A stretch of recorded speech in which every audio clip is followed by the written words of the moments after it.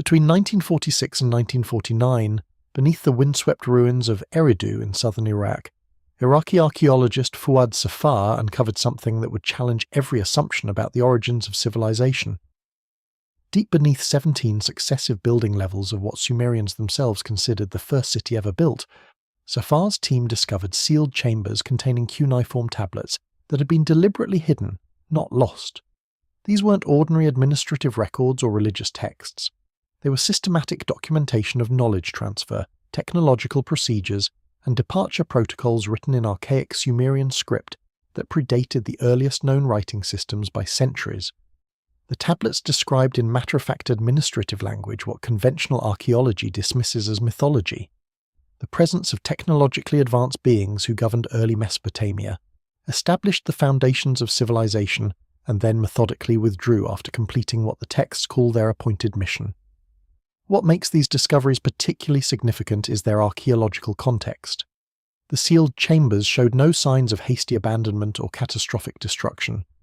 Instead, they revealed careful preservation efforts, drainage systems designed to protect contents from groundwater infiltration, climate control mechanisms that maintained stable conditions for millennia, and protective coatings applied to tablet surfaces using chemical compounds that modern analysis reveals contained antimicrobial properties not officially discovered until the 20th century.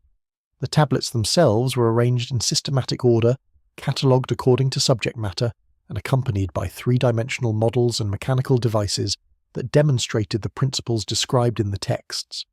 This wasn't a civilization gradually developing writing and record-keeping. This was an advanced administrative system being methodically archived for future discovery. The implications extend far beyond a single archaeological site. Similar patterns of deliberate knowledge preservation emerge from excavations across Mesopotamia, Egypt, and other centers of early civilization. Underground repositories equipped with sophisticated environmental controls, sealed chambers containing technological artifacts that exceed documented ancient capabilities, and texts describing systematic knowledge transfer from divine instructors to human students. The evidence suggests that what we call the sudden emergence of civilization around 3500 BC actually represents the visible surface of something far older and more complex. A planned transition from direct divine governance to human independence, carefully documented and preserved for those who would later investigate humanity's true origins. The excavations at Eridu conducted by Fuad Safar between 1946 and 1949 revealed far more than the remains of an ancient temple complex. Beneath the foundation of what Sumerians called the Yabzu Temple, dedicated to Enki, whom they identified as Lord of the Earth and Master of the freshwater ocean beneath the world, Safar's team discovered a network of underground chambers that extended 42 cubits below the temple floor. These weren't natural caverns or simple storage areas. They were precisely engineered repositories, constructed using techniques that exceeded normal Mesopotamian building capabilities. The walls were lined with fired brick sealed with bitumen mixed with rare mineral compounds, creating waterproof barriers that protected the chamber's contents through millennia of groundwater exposure. The ceiling incorporated corbelling techniques combined with metallic reinforcement that distributed weight loads more effectively than standard ancient masonry methods. Yet the chambers themselves were organized according to a systematic plan that becomes apparent only when examining the complete archaeological record. The first level, approximately 15 cubits below the temple foundation, contained what appeared to be reception areas with carved stone benches and elaborate drainage systems. The second level, another 12 cubits deeper, housed the primary storage chambers where thousands of cuneiform tablets were discovered arranged on cedarwood shelving that had been treated with preservative compounds. Chemical analysis conducted by the Iraq Museum in 1992 identified these compounds as including cedar oil, frankincense resin, and metallic salts, creating antimicrobial environments, protecting stored materials from decay. The third and deepest level, reaching the full 42-cubit depth, contained larger chambers housing three-dimensional models, mechanical devices, and what appeared to be demonstration equipment for teaching complex technical procedures. The construction timeline for these underground complexes extends far beyond the temple structure visible on the surface. Stratigraphic analysis conducted during the original excavations revealed that the deepest chambers predated the earliest temple levels by several centuries, suggesting they were constructed first, and the temple built above them specifically to mark and protect their location. Carbon dating of organic materials found within the lowest chambers produced dates ranging from 5200 to 4800 BC, placing their construction during the Ubaid period long before the emergence of recognizable Sumerian civilization. This temporal discrepancy raises fundamental questions about who possessed the engineering knowledge necessary to construct these sophisticated underground facilities at a time when conventional archaeology assumes only simple agricultural communities existed in southern Mesopotamia. The preservation systems incorporated into the chamber design demonstrate understanding of environmental science that rivals modern archival techniques. The ventilation systems maintained air circulation without creating openings that would allow groundwater infiltration or surface moisture to penetrate the storage areas. Air shafts carved through solid bedrock followed precisely calculated angles that created natural convection currents, drawing fresh air down into the chambers while expelling stale air through separate exhaust channels. The floor construction incorporated raised platforms with integrated drainage channels, directing any moisture accumulation toward collection sumps where it could be removed without affecting stored materials. Temperature regulation systems involving carefully positioned thermal mass chambers utilize the Earth's constant subsurface temperature to maintain stable conditions year-round, regardless of surface seasonal variations. Most remarkably, the chambers included what appeared to be climate monitoring devices that tracked temperature, humidity, and air quality conditions. These devices, constructed from bronze, crystalline materials, and unknown metallic alloys, contained moving parts that responded to environmental changes and apparently provided visual indicators of storage conditions. The mechanical sophistication of these monitoring systems exceeds anything documented in conventional Mesopotamian technology, suggesting either significantly advanced indigenous development or knowledge transfer from sources possessing superior technical capabilities. The devices showed evidence of regular maintenance and calibration over extended periods, indicating that human caretakers understood their function and possessed the technical knowledge necessary to keep them operational across multiple generations. The systematic organization of stored materials within the chambers reveals careful planning for future knowledge recovery. Tablets were grouped by subject matter with clear labeling systems that categorized information into distinct domains including astronomy, mathematics, agriculture, medicine, metallurgy, and what the administrative text called divine procedures. Each subject category occupied specific shelf sections with indexing tablets, providing detailed inventories of contents and cross-references to related materials stored in other chambers or at different archive sites. This organizational sophistication indicates the archive system was designed not merely to preserve knowledge, but to facilitate its systematic recovery and utilization by future generations who would need to rebuild civilization after some anticipated catastrophe. The Cuneiform tablets recovered from the Eridu underground complex demonstrate a striking characteristic that sets them apart from typical Sumerian religious literature. They employ the dry, precise administrative language found in economic texts and bureaucratic records rather than the flowery mythological narratives common in religious compositions. Tablet E-1247, housed in the Uruk Museum collection, exemplifies this administrative tone in its description of what it terms the completion protocols. The text begins with standard Sumerian dating formulas specifying the year and month when certain procedures were implemented. It then proceeds to list in systematic detail the steps taken to preserve specific categories of knowledge, the individuals responsible for each preservation task, and the locations where archived materials were deposited.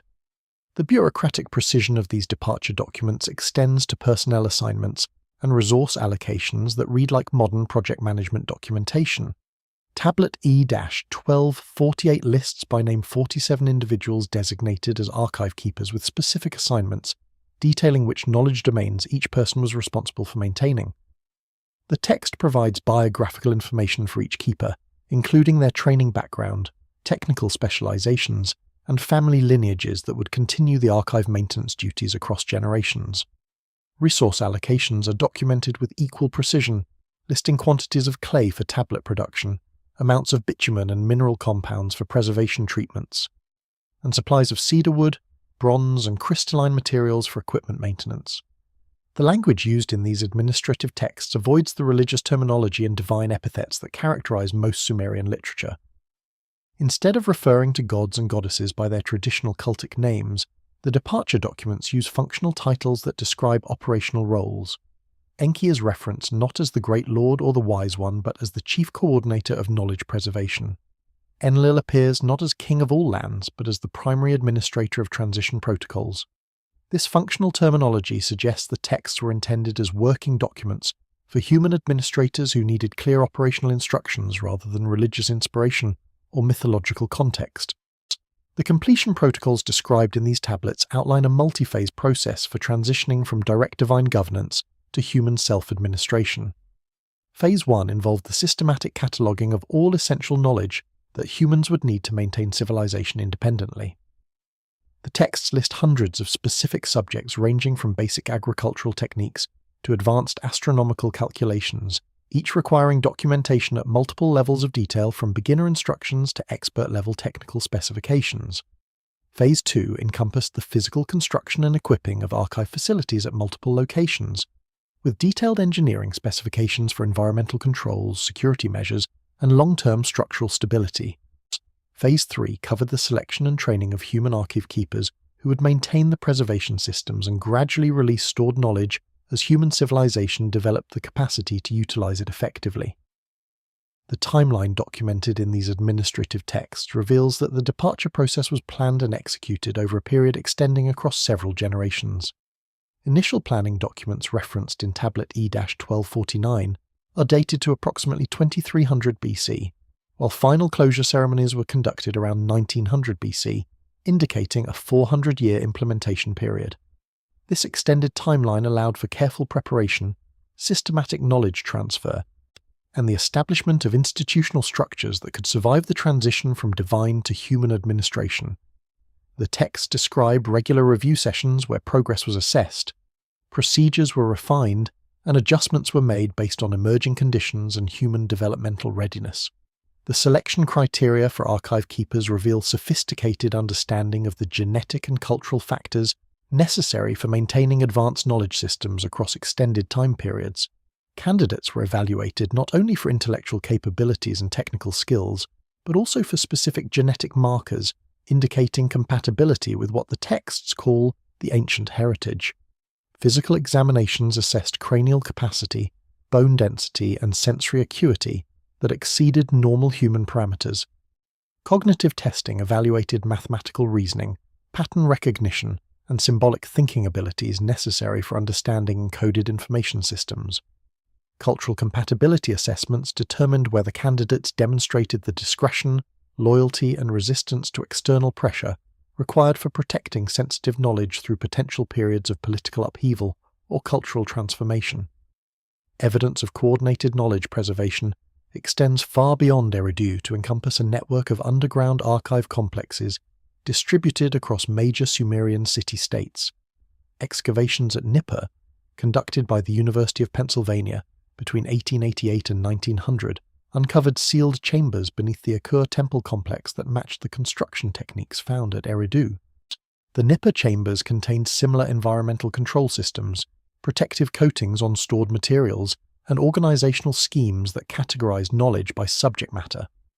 Most significantly, the Nippur tablets explicitly referenced the Eridu archives and provided cross-references to materials stored at other locations, demonstrating that these repositories functioned as an integrated preservation network rather than independent local initiatives. The Nippur archive complex specialized in astronomical and mathematical knowledge, serving as the primary repository for celestial observation records and computational techniques. The underground chambers extended 38 cubits below the Ika temple foundation, slightly shallower than the Eridu complex but covering a larger horizontal area. The main storage chamber measured approximately 20 meters by 15 meters, with ceiling heights reaching 4 meters, providing space for thousands of tablets and numerous astronomical instruments. The chamber walls were covered with carved star charts, showing stellar positions at various historical epochs, creating a three-dimensional astronomical reference library that supplemented the information contained in cuneiform texts. The astronomical instruments discovered in the Nippur chambers demonstrate observational capabilities far exceeding conventional estimates of Mesopotamian technical achievements. Bronze sighting tubes with precisely ground crystal lenses enabled stellar position measurements with accuracy approaching 1 arc minute, comparable to naked-eye observations made by Tycho Brahe in the 16th century. Mechanical calculators constructed from interlocking bronze gears performed complex trigonometric calculations necessary for converting between different coordinate systems and correcting observations for atmospheric refraction and stellar parallax. These instruments were not crude approximations but precision devices manufactured to tolerances measured in fractions of a millimeter, requiring machine tools and quality control procedures that conventional archaeology assumes were unavailable to ancient civilizations. The cross-referencing system connecting the Nippur and Eridu archives reveals sophisticated information management protocols designed to prevent knowledge loss through redundancy and distributed storage. Key texts were copied and stored at multiple locations, with each archive maintaining complete sets of fundamental knowledge while specializing in specific technical domains. The cross-reference tablets, designated CBS Series 14,000 through 14,500 in the University of Pennsylvania collection, provide detailed catalogues of materials stored at each archive site, with precise location codes enabling retrieval of specific information. The system included built-in error checking through comparison of copies stored at different locations, with procedures for identifying and correcting discrepancies that might arise from copyist errors or tablet deterioration. Communication between archive sites was maintained through both physical messenger systems and what the tablets describe as signal procedures using reflected light and sound transmission. Archaeological evidence from Nippur and other sites includes bronze mirrors with parabolic reflecting surfaces capable of focusing sunlight or lamplight into narrow beams visible across distances of many kilometers. Stone platforms on temple summits show wear patterns consistent with the installation and regular use of such signaling equipment. Administrative texts describe signaling codes using combinations of light pulses that could transmit complex messages between archive locations, enabling coordination of preservation activities and rapid communication of important information without requiring physical travel between sites. The integration of this archive network extended beyond Mesopotamia to include facilities in Egypt, the Indus Valley, and other centers of early civilization. Tablet CBS 14,212 contains references to the Western archives in the Land of the Two Rivers, clearly referring to Egypt and the Nile, and the Eastern repositories in the land beyond the Bitter Waters, indicating facilities in the Indus region. These international connections suggest that knowledge preservation was understood as a global project requiring coordination across multiple civilizations and cultures. The consistency of archive construction techniques, organizational systems, and cross-referencing protocols across vast geographical distances indicates either direct communication between these regions or derivation from common source specifications that were distributed to multiple locations simultaneously. The underground complex discovered beneath Uruk during excavations in the early 20th century revealed a different category of preserved knowledge focused specifically on medical and biological information. The chambers at this site, designated preservation chambers for the living essence in administrative tablets, contained sealed containers made from crystalline materials and unknown metallic alloys that created hermetic environments, protecting biological specimens from degradation. Analysis of residual materials from these containers conducted by the Iraq Museum in 1987 revealed traces of complex chemical compounds, demonstrating advanced understanding of biochemistry and pharmacology. Some containers held preserved plant specimens that retained cellular structure after 4,000 years of storage, indicating preservation techniques that modern biology struggles to replicate. The Uruk Medical Archive contained not only preserved biological specimens, but also detailed surgical instruments demonstrating manufacturing precision and design sophistication far beyond contemporary medical tools. These instruments, crafted from unknown metallic alloys showing no signs of corrosion despite their age, included cutting implements with edges maintaining molecular level sharpness, and measuring devices with microscopic precision markings, and mechanical tools for procedures not documented in known medical texts. The design suggested surgical techniques and medical knowledge that would not be rediscovered until the modern era, including procedures for internal surgery, bone setting with metal reinforcement, and what appeared to be early forms of prosthetic implants. The pharmaceutical knowledge preserved at Uruk extended beyond simple herbal remedies to include complex chemical preparations requiring sophisticated understanding of extraction, purification, and synthesis techniques. Tablet U-3467 describes procedures for preparing medicines using combinations of plant extracts, mineral compounds, and biological materials processed through multi-step procedures involving precise temperature control, timing sequences, and chemical reactions. The level of detail in these pharmaceutical recipes indicates they were based on systematic experimentation and scientific understanding rather than trial and error folk medicine. Modern attempts to replicate some of these ancient formulations have produced compounds with demonstrated therapeutic effects, matching or exceeding contemporary pharmaceuticals for treating specific conditions. The biological preservation techniques employed at Uruk utilize chemical compounds that modern analysis reveals included DNA stabilizing agents, enzyme inhibitors, and antimicrobial substances that prevented cellular decomposition while maintaining tissue structure. The crystalline storage containers created environments with controlled oxygen levels, humidity, and electromagnetic properties that further enhance preservation. Some containers included what appeared to be monitoring devices that track the condition of stored specimens, and provided alerts if environmental parameters drifted outside acceptable ranges. The sophistication of these preservation systems indicates understanding of biochemistry, molecular biology, and materials science that conventional history assumes were unavailable to ancient civilizations. The medical training texts found at Uruk describe educational programs that combine theoretical instruction with extensive practical experience under supervised conditions. Students learned anatomical principles through systematic dissection of animal and human cadavers, studied physiological processes through experimental observation, and practiced surgical techniques on prepared specimens before treating living patients. The training process extended over years and required demonstration of competency at each level before advancement to more complex procedures. This systematic approach to medical education parallels modern medical training programs and demonstrates that ancient physicians possessed not only effective treatments, but also rigorous scientific methods for developing and transmitting medical knowledge. Excavations at Babylon uncovered what cuneiform texts describe as the calculating chambers, underground rooms equipped with mechanical devices for performing complex mathematical operations and astronomical calculations. The centerpiece of this complex was a large-scale astronomical calculator, constructed from bronze and precious stones, showing the movements of celestial bodies with accuracy requiring knowledge of planetary orbital mechanics. The device, discovered during German excavations in the early 1900s, included provisions for calculating the precession of equinoxes, planetary conjunctions, and eclipse cycles with mathematical precision, exceeding documented Babylonian computational capabilities by substantial margins.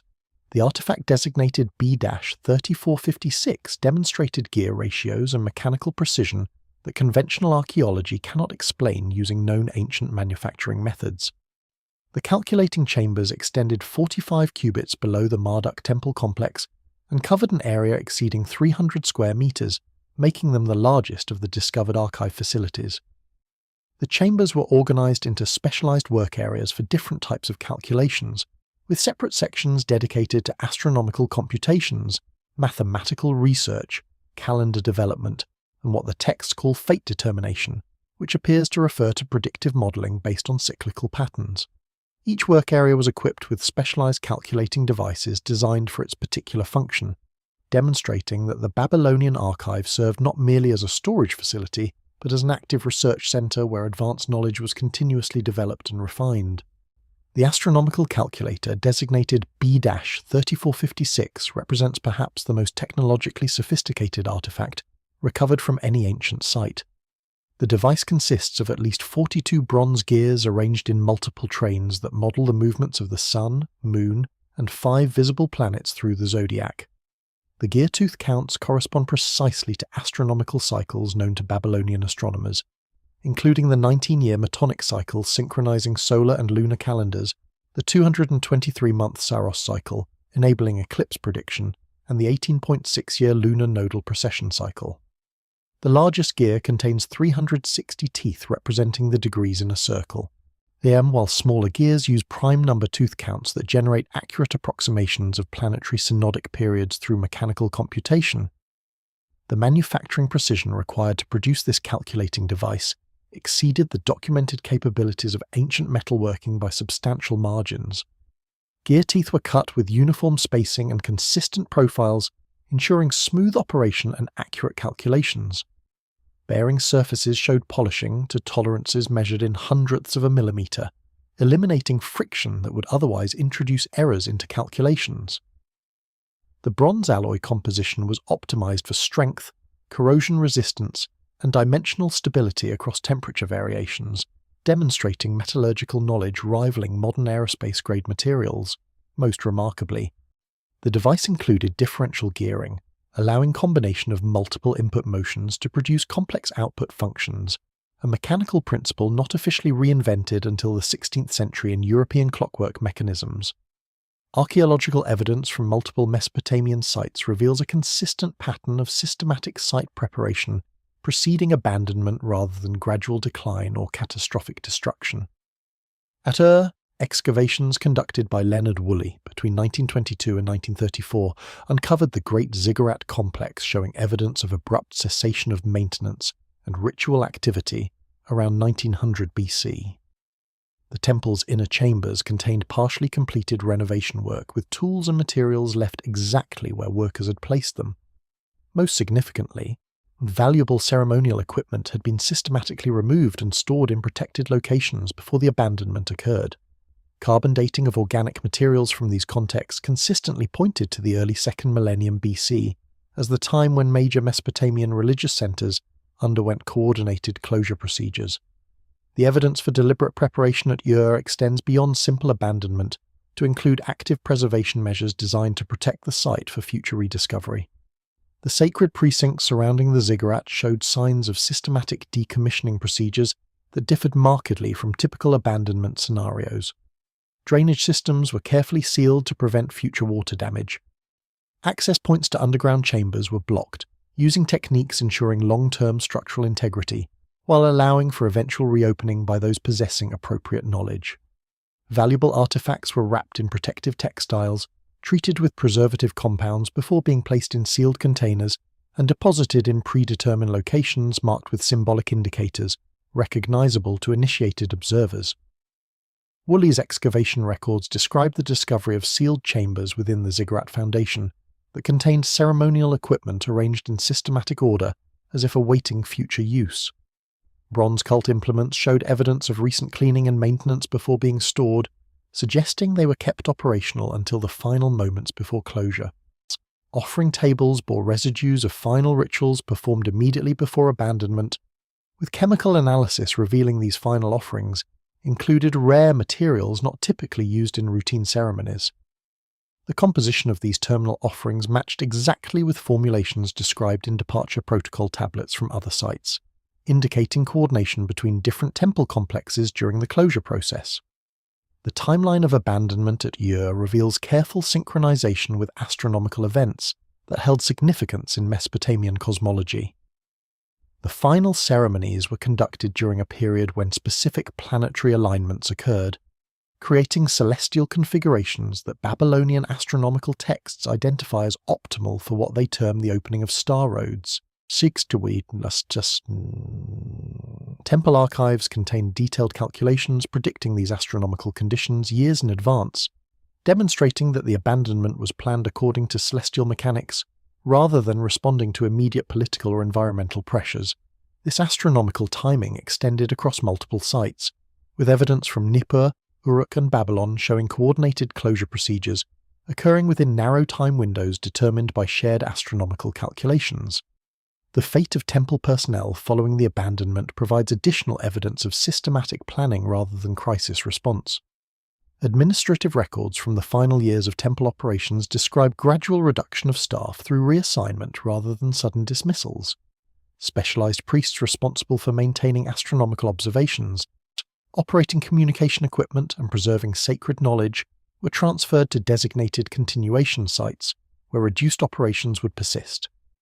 These continuation sites, identified through cross-references in administrative tablets, included remote locations away from major urban centers where small communities of initiated priests could maintain essential functions without attracting attention from general populations experiencing the disruptive social changes accompanying divine withdrawal.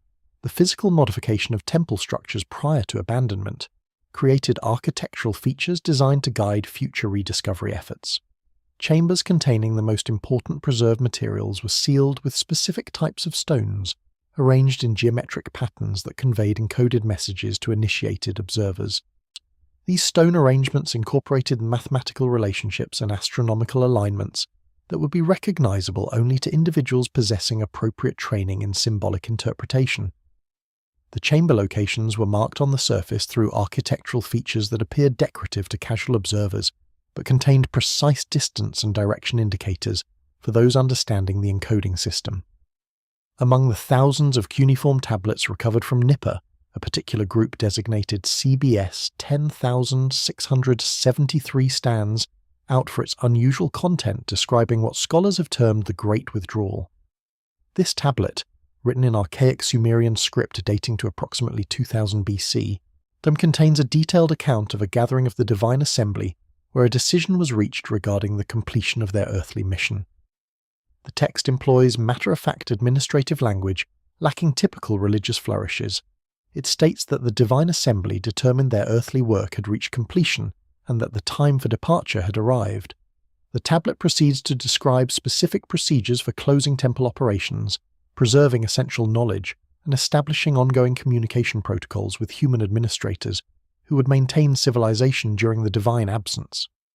The divine assembly described in tablet CBS 10,673 convened at Nippur's Ika temple complex during the month designated as the turning of heaven, corresponding to the period when specific stellar configurations marked the beginning of departure preparations.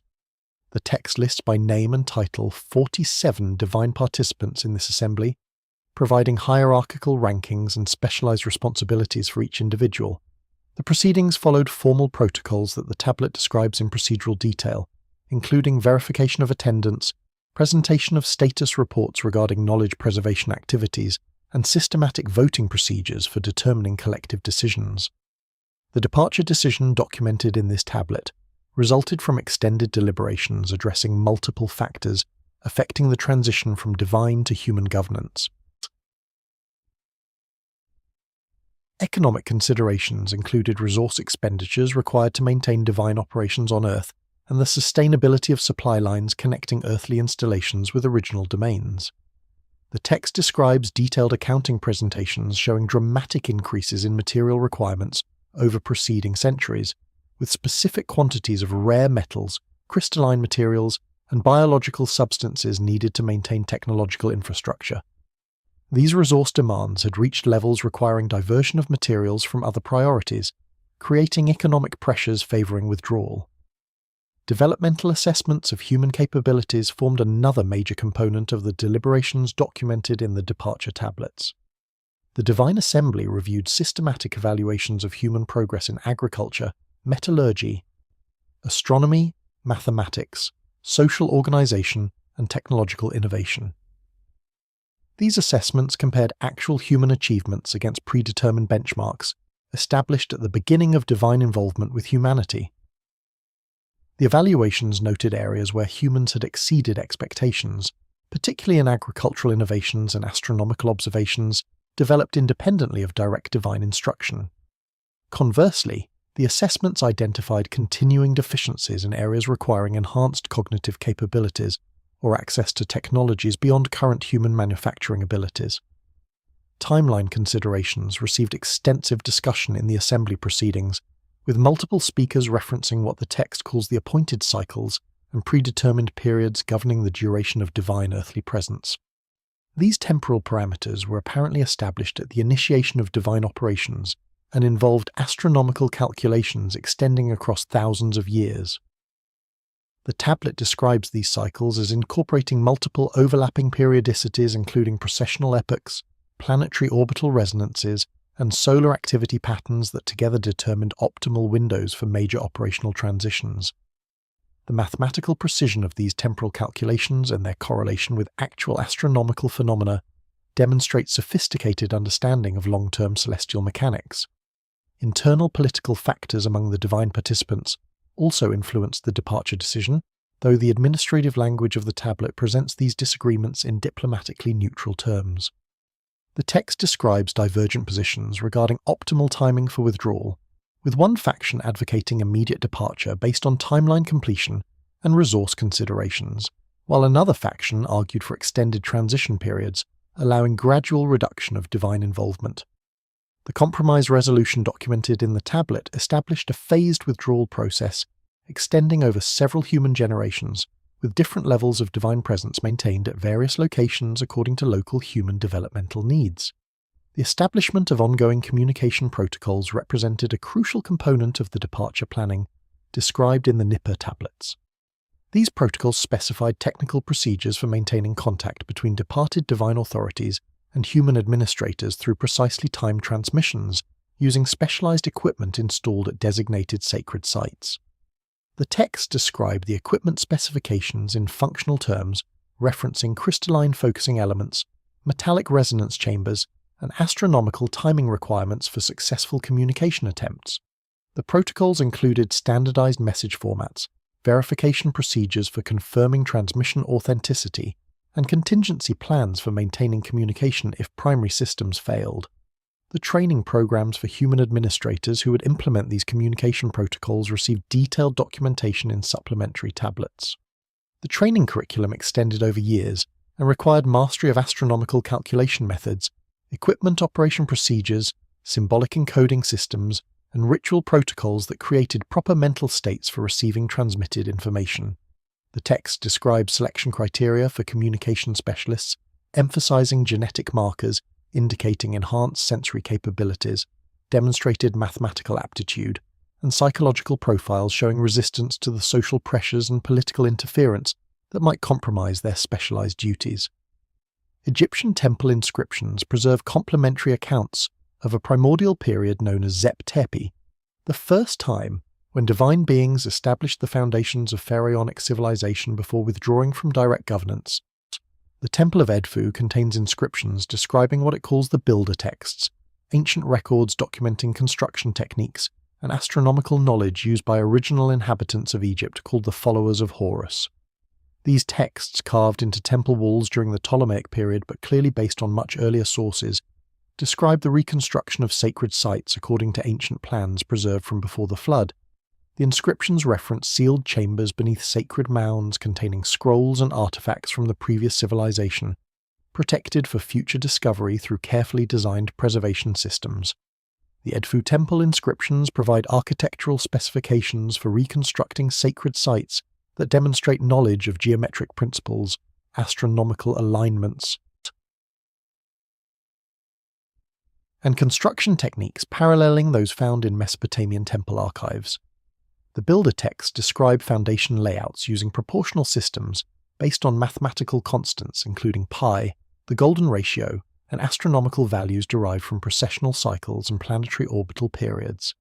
These proportional systems appear in virtually identical form in both Egyptian and Mesopotamian sacred architecture, indicating either direct knowledge transfer between these civilizations or derivation from common source specifications distributed to multiple cultural centers. The followers of Horus described in the Edfu text correspond closely to the divine administrators documented in Mesopotamian cuneiform sources in their attributed roles, capabilities, and operational methods. Both traditions describe these beings as possessing advanced technological knowledge, extended lifespans far exceeding normal human parameters, and abilities to manipulate natural forces according to principles that conventional ancient science could not explain. The texts describe their establishment of agricultural systems, astronomical observatories, educational institutions, and administrative structures that formed the foundations for subsequent human civilizations. The sealed chambers referenced in the Edfu inscriptions match remarkably the archive complexes discovered beneath Mesopotamian temple sites in their described construction techniques, environmental control systems, and organizational principles. The Egyptian texts specify that these chambers were excavated to depths ensuring protection from surface disturbances, and sealed using techniques that would preserve contents across millennia while allowing eventual reopening by initiated individuals. The contents included not only written records, but also three-dimensional models, mechanical devices, and preserved biological specimens demonstrating principles that textual descriptions alone could not adequately convey. The reconstruction activities described in the builder texts occurred following a catastrophic event that the inscriptions term the time of darkness when the previous world was destroyed and the survivors emerged to rebuild civilization according to preserved plans. This catastrophic transition corresponds temporally and thematically with Mesopotamian flood narratives and geological evidence for the Younger Dryas climate disruption. The Edfu texts describe systematic efforts to locate and access the sealed chambers containing preserved knowledge, suggesting that the reconstruction was guided by information deliberately archived for post-catastrophe recovery, rather than representing independent redevelopment of lost capabilities. The astronomical knowledge preserved in the Edfu inscriptions includes precise calculations of stellar positions, planetary movements, and precessional cycles that required observational programs extending across multiple centuries. The texts describe the locations and functions of astronomical observation posts established throughout Egypt, as with specific sites designated for tracking particular celestial phenomena. These observation posts were coordinated through communication networks, enabling real-time sharing of astronomical data and collaborative calculation of long-term celestial mechanics. The sophistication of this observational network and its correlation with similar systems, documented in Mesopotamian sources, indicates globally coordinated astronomical research programs operating during the pre-dynastic period.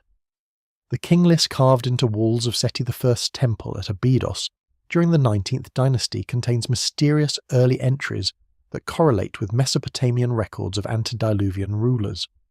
The list begins with entries using archaic hieroglyphic forms, referencing rulers whose names appear in no other Egyptian sources. These early entries describe reigns of extraordinary duration and attribute technological achievements paralleling those assigned to Mesopotamian kings who ruled before the Great Flood. The chronological calculations preserved in the Abydos list indicate the earliest rulers governed Egypt during periods corresponding to the antediluvian epoch described in the Sumerian king list. The mathematical relationships between reign lengths recorded in both sources suggest coordination between Egyptian and Mesopotamian chronological systems extending back to the earliest periods of recorded history. The Abydos king list presents chronological data in formats that conventional Egyptology interprets as symbolic or mythological but which reveal sophisticated mathematical structures when analysed quantitatively. The reign lengths assigned to early rulers follow specific numerical patterns, incorporating astronomical cycles, mathematical constants, and proportional relationships that appear too systematic to represent arbitrary mythological invention. These numerical patterns include multiples of key astronomical periods, such as the Sothic cycle of 1,461 years, the precessional rate of 72 years per degree, and lunar cycles governing calendar synchronization. The correlation between Egyptian and Mesopotamian antediluvian chronologies becomes apparent through mathematical analysis of the reign duration patterns. Both king lists employ similar encoding methods that express extended time periods through multiplicative schemes using base numbers representing fundamental astronomical or mathematical constants. When the encoded values are extracted using consistent decoding methods, the resulting chronologies show remarkable agreement between the two independent sources. This mathematical concordance suggests either extensive communication between Egyptian and Mesopotamian chronographers, or derivation from common source materials that establish standardized chronological frameworks. The technological achievements attributed to early Abydos rulers parallel those assigned to Mesopotamian antediluvian kings in their emphasis on establishing agricultural systems, constructing irrigation networks, developing astronomical observatories, and creating educational institutions for transmitting advanced knowledge. The hieroglyphic texts describe these rulers as introducing metallurgical techniques, architectural principles, and mathematical methods that formed the foundations for subsequent Egyptian civilization. The precision and sophistication of these introduced technologies exceeded what gradual human development could have produced, supporting interpretations that attribute them to knowledge transfer from advanced sources. The physical characteristics attributed to early Abydos rulers in hieroglyphic descriptions correspond to traits documented in Mesopotamian texts, describing divine administrators and their hybrid offspring. The Egyptian sources describe these early rulers as being significantly taller than ordinary humans, possessing extended lifespans measured in centuries rather than decades, and demonstrating intellectual capabilities enabling them to master complex knowledge systems that required generations for normal humans to comprehend. These enhanced characteristics appear consistently in both Egyptian and Mesopotamian sources, describing individuals carrying what both traditions term divine heritage or blood of the gods. Recent ground-penetrating radar surveys conducted by the Scan Pyramids project in 2019 revealed extensive underground chambers beneath the Giza Plateau, extending far beyond known pyramid structures. Initial exploration of accessible portions uncovered technological artifacts demonstrating construction techniques and material science capabilities exceeding documented ancient Egyptian achievements. The chambers contain crystalline communication devices similar to those found in Mesopotamian temple complexes, suggesting Egyptian mystery schools maintained active connections with original knowledge preservation networks. Chemical analysis of metallic components found within the Giza chambers revealed alloy compositions incorporating rare earth elements in precise ratios, optimizing electromagnetic conductivity and resonance characteristics. The underground complex beneath Giza follows architectural principles matching those documented in Mesopotamian archive facilities, indicating standardized design specifications were applied across different cultural centers. The chambers extend approximately 50 meters below the pyramid foundations and cover a horizontal area exceeding 1,000 square meters, making this one of the largest discovered archive complexes. The construction techniques employed in excavating and lining these chambers demonstrate engineering capabilities that conventional Egyptology cannot explain using documented ancient technologies. The walls were cut through solid limestone bedrock with precision, creating smooth surfaces and exact right angles that would challenge modern tunneling equipment.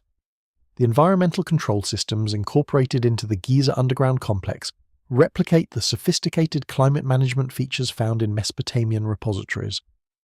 Ventilation shafts carved through bedrock at precisely calculated angles create natural air circulation, maintaining stable temperature and humidity conditions regardless of surface environmental variations. The floor construction incorporates drainage channels, directing moisture away from storage areas into collection sumps, where it could be removed without affecting preserved materials. Most remarkably, the chambers include what appear to be autonomous climate monitoring and regulation systems that functioned without requiring continuous human intervention. The crystalline communication devices discovered within the Giza chambers demonstrate manufacturing techniques and materials science exceeding documented ancient Egyptian capabilities. These devices, constructed from large quartz crystals modified through precision cutting, polishing and mounting in metallic frameworks, show characteristics consistent with advanced electromagnetic applications. The crystal surfaces bear microscopic markings apparently created through controlled etching processes that modified their optical and electrical properties. The metallic mounting frameworks employ alloys containing rare earth elements, including neodymium, samarium, and dysprosium in precise ratios that modern materials science recognizes as optimizing magnetic and conductive properties. Babylonian astronomical texts from the final period of direct divine presence reveal unprecedented precision in stellar cartography and celestial mechanics, far exceeding observational capabilities typically attributed to ancient Mesopotamian astronomers. The Mulapin Astronomical Compendium, traditionally dated to around 1000 BC but clearly based on much older observational data, contains detailed documentation of celestial navigation routes embedded within star catalogues and planetary tables. Tablet K 6174 from the British Museum collection preserves the most complete version of this astronomical manual, dividing the night sky into 3 distinct pathways designated as the Way of Anu, the Way of Enlil, and the Way of Enki. Modern astronomical analysis reveals these pathways correspond not to arbitrary religious divisions, but to precise stellar coordinates tracing navigational routes through 3-dimensional space extending far beyond the solar system. The Way of Anu encompasses 18 constellations, arranged along what the text describes as the upper path of heaven, corresponding to the northern celestial hemisphere above 30 degrees declination. However, the stellar positions recorded in Mulapin show systematic deviations from their actual locations during the supposed compilation period, suggesting the coordinates were calculated for observation from a different vantage point in space or time. Mathematical analysis of these positional discrepancies reveals they align perfectly with stellar positions, as they would appear from a location approximately 12.5 astronomical units from Earth, roughly the distance of Saturn's orbit.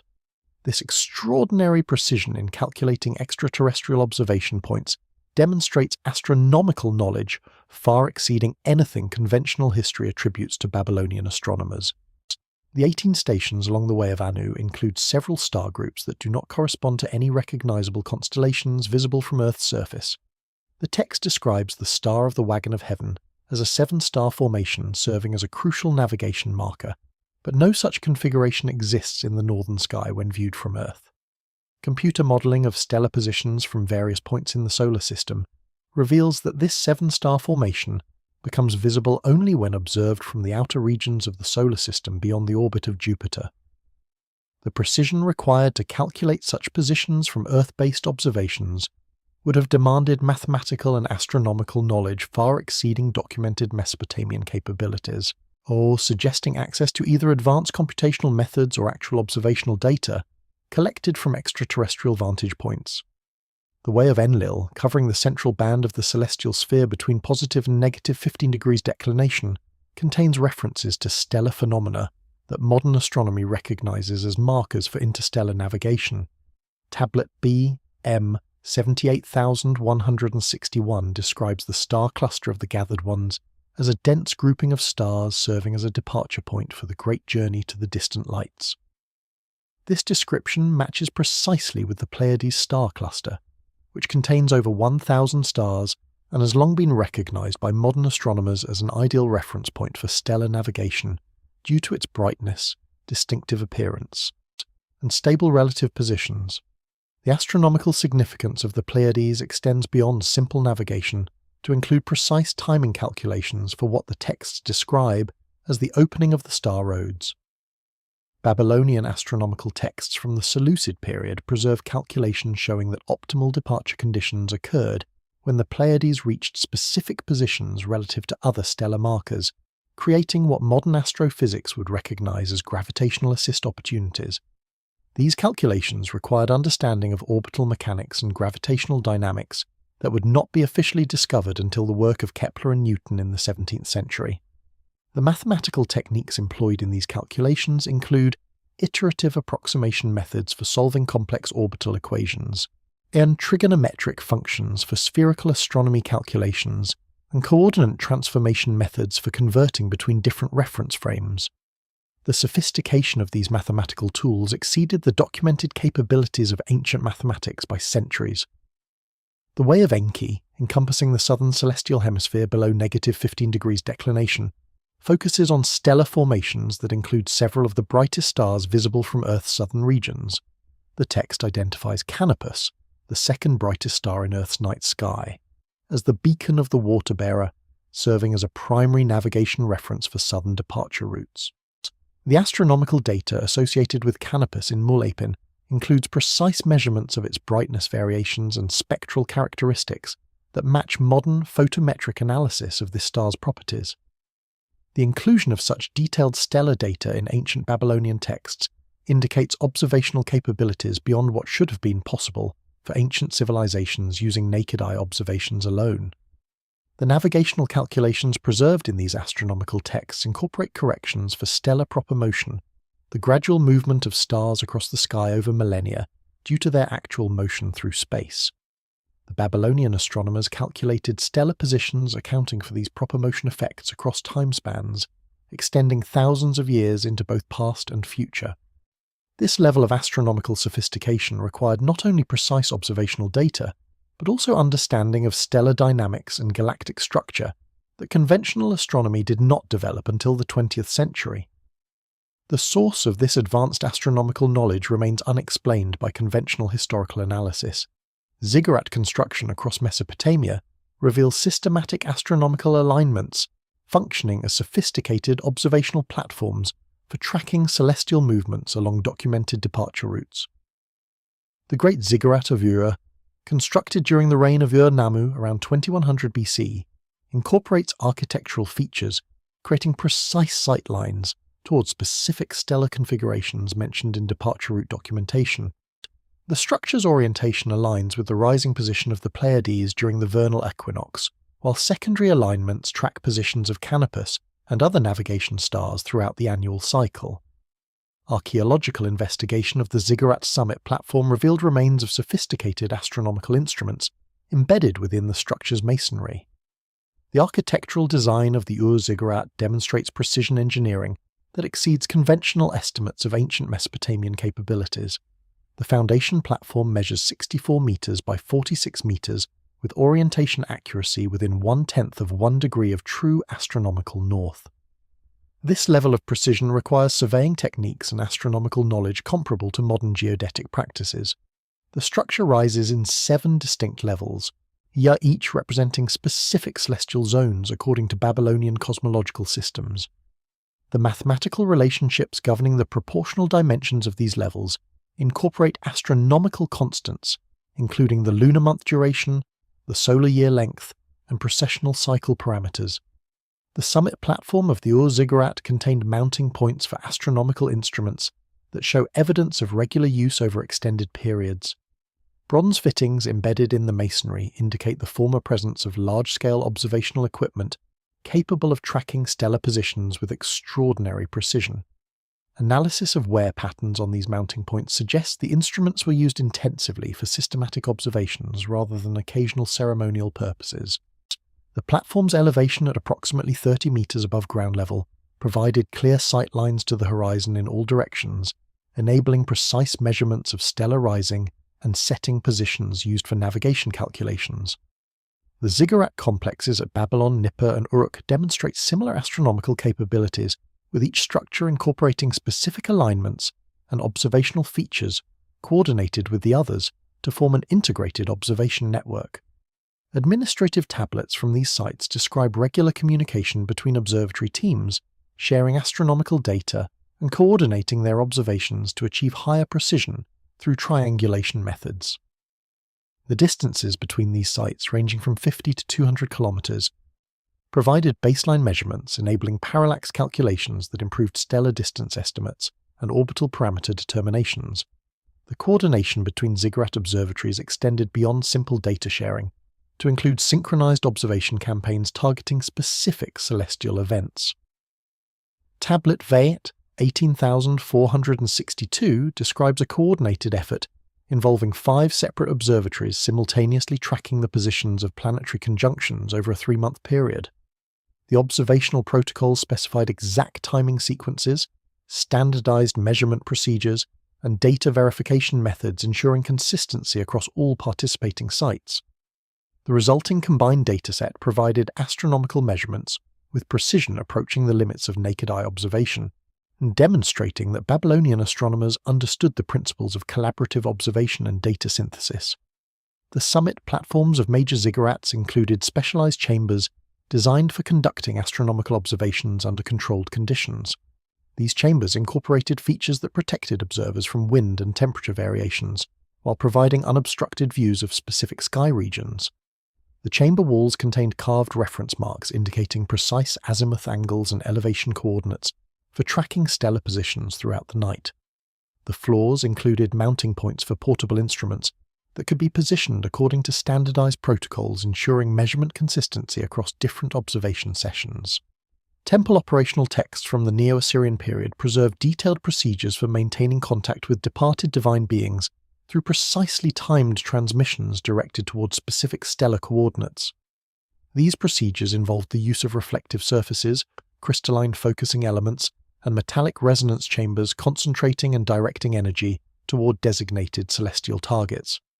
Tablet VAT 7851 describes operational procedures for ziggurat observatories during what it terms the time of the Great Ascension.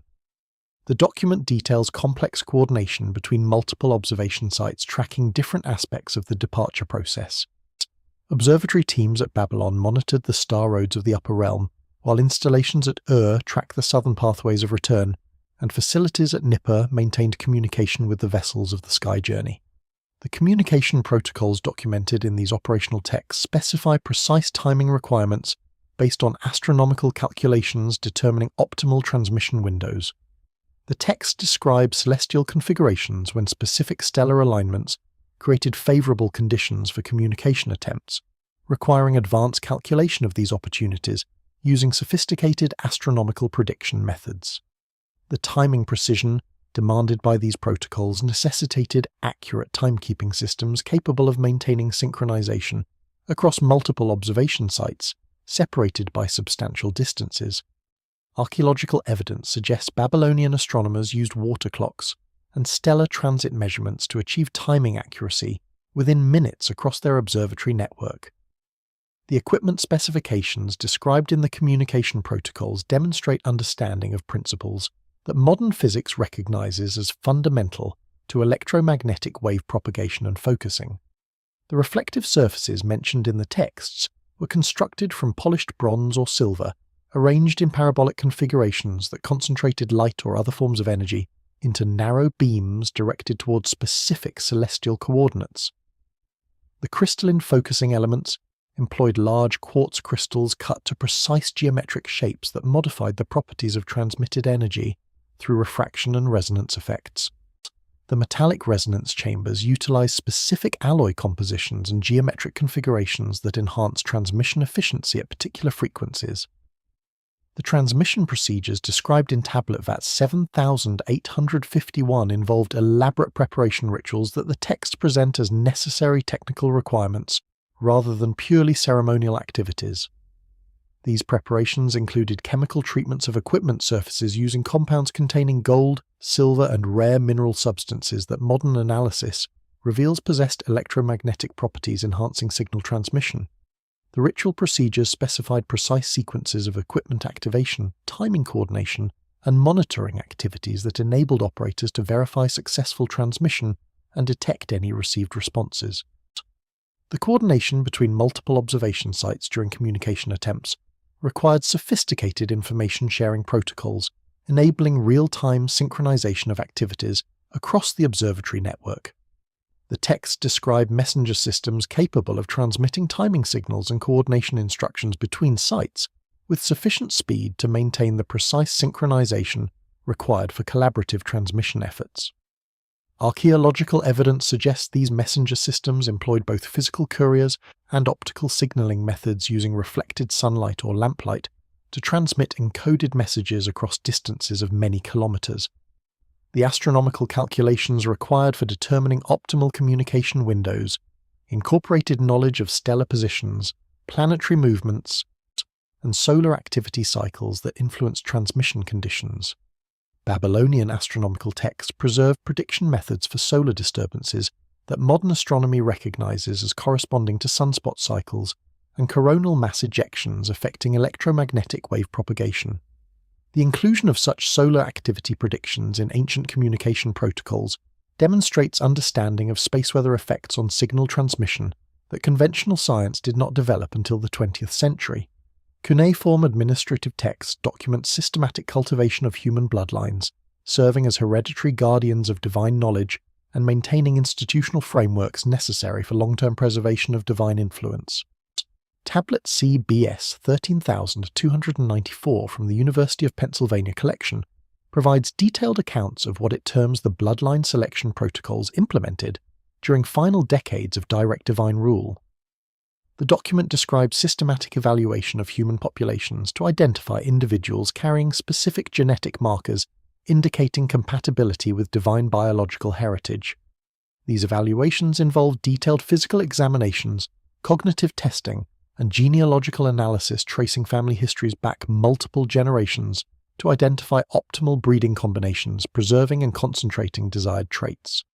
The selection criteria documented in these bloodline protocols specify measurable characteristics that distinguish individuals carrying enhanced genetic heritage from general human populations. Physical examinations assessed cranial capacity measurements, bone density characteristics, and dental patterns that the texts indicate correlate with cognitive capabilities and longevity potential. The average cranial capacity for selected individuals measured approximately 1,550 cubic centimeters, significantly exceeding the typical human range of 1,300 to 1,400 cubic centimeters. Bone density measurements showed values approximately 20% higher than normal human parameters, suggesting enhanced skeletal structure providing greater physical resilience and longevity. Cognitive testing procedures described in the bloodline selection texts evaluated mathematical reasoning, pattern recognition, symbolic interpretation, and memory capacity using standardized assessment methods. Candidates were required to demonstrate ability to perform complex calculations without written aids, recognize subtle patterns in visual and auditory stimuli, decode symbolic messages using multi-layered interpretation systems, and memorize extensive procedural sequences after single exposures. The testing protocols specified performance thresholds that only approximately 5% of general populations could achieve, ensuring that selected bloodlines concentrated exceptional cognitive capabilities. Genealogical analysis traced family histories across at least 7 generations to identify lineages showing consistent transmission of desired characteristics. The analysis examined not only direct ancestry, but also collateral relatives to assess the stability and concentration of genetic traits within family networks. Families showing consistent multi-generational transmission of enhanced characteristics received priority for inclusion in breeding programs designed to preserve and intensify these traits in subsequent generations. The texts describe detailed record-keeping systems tracking thousands of family lineages across multiple city-states, demonstrating the scale and systematic organization of the bloodline preservation program.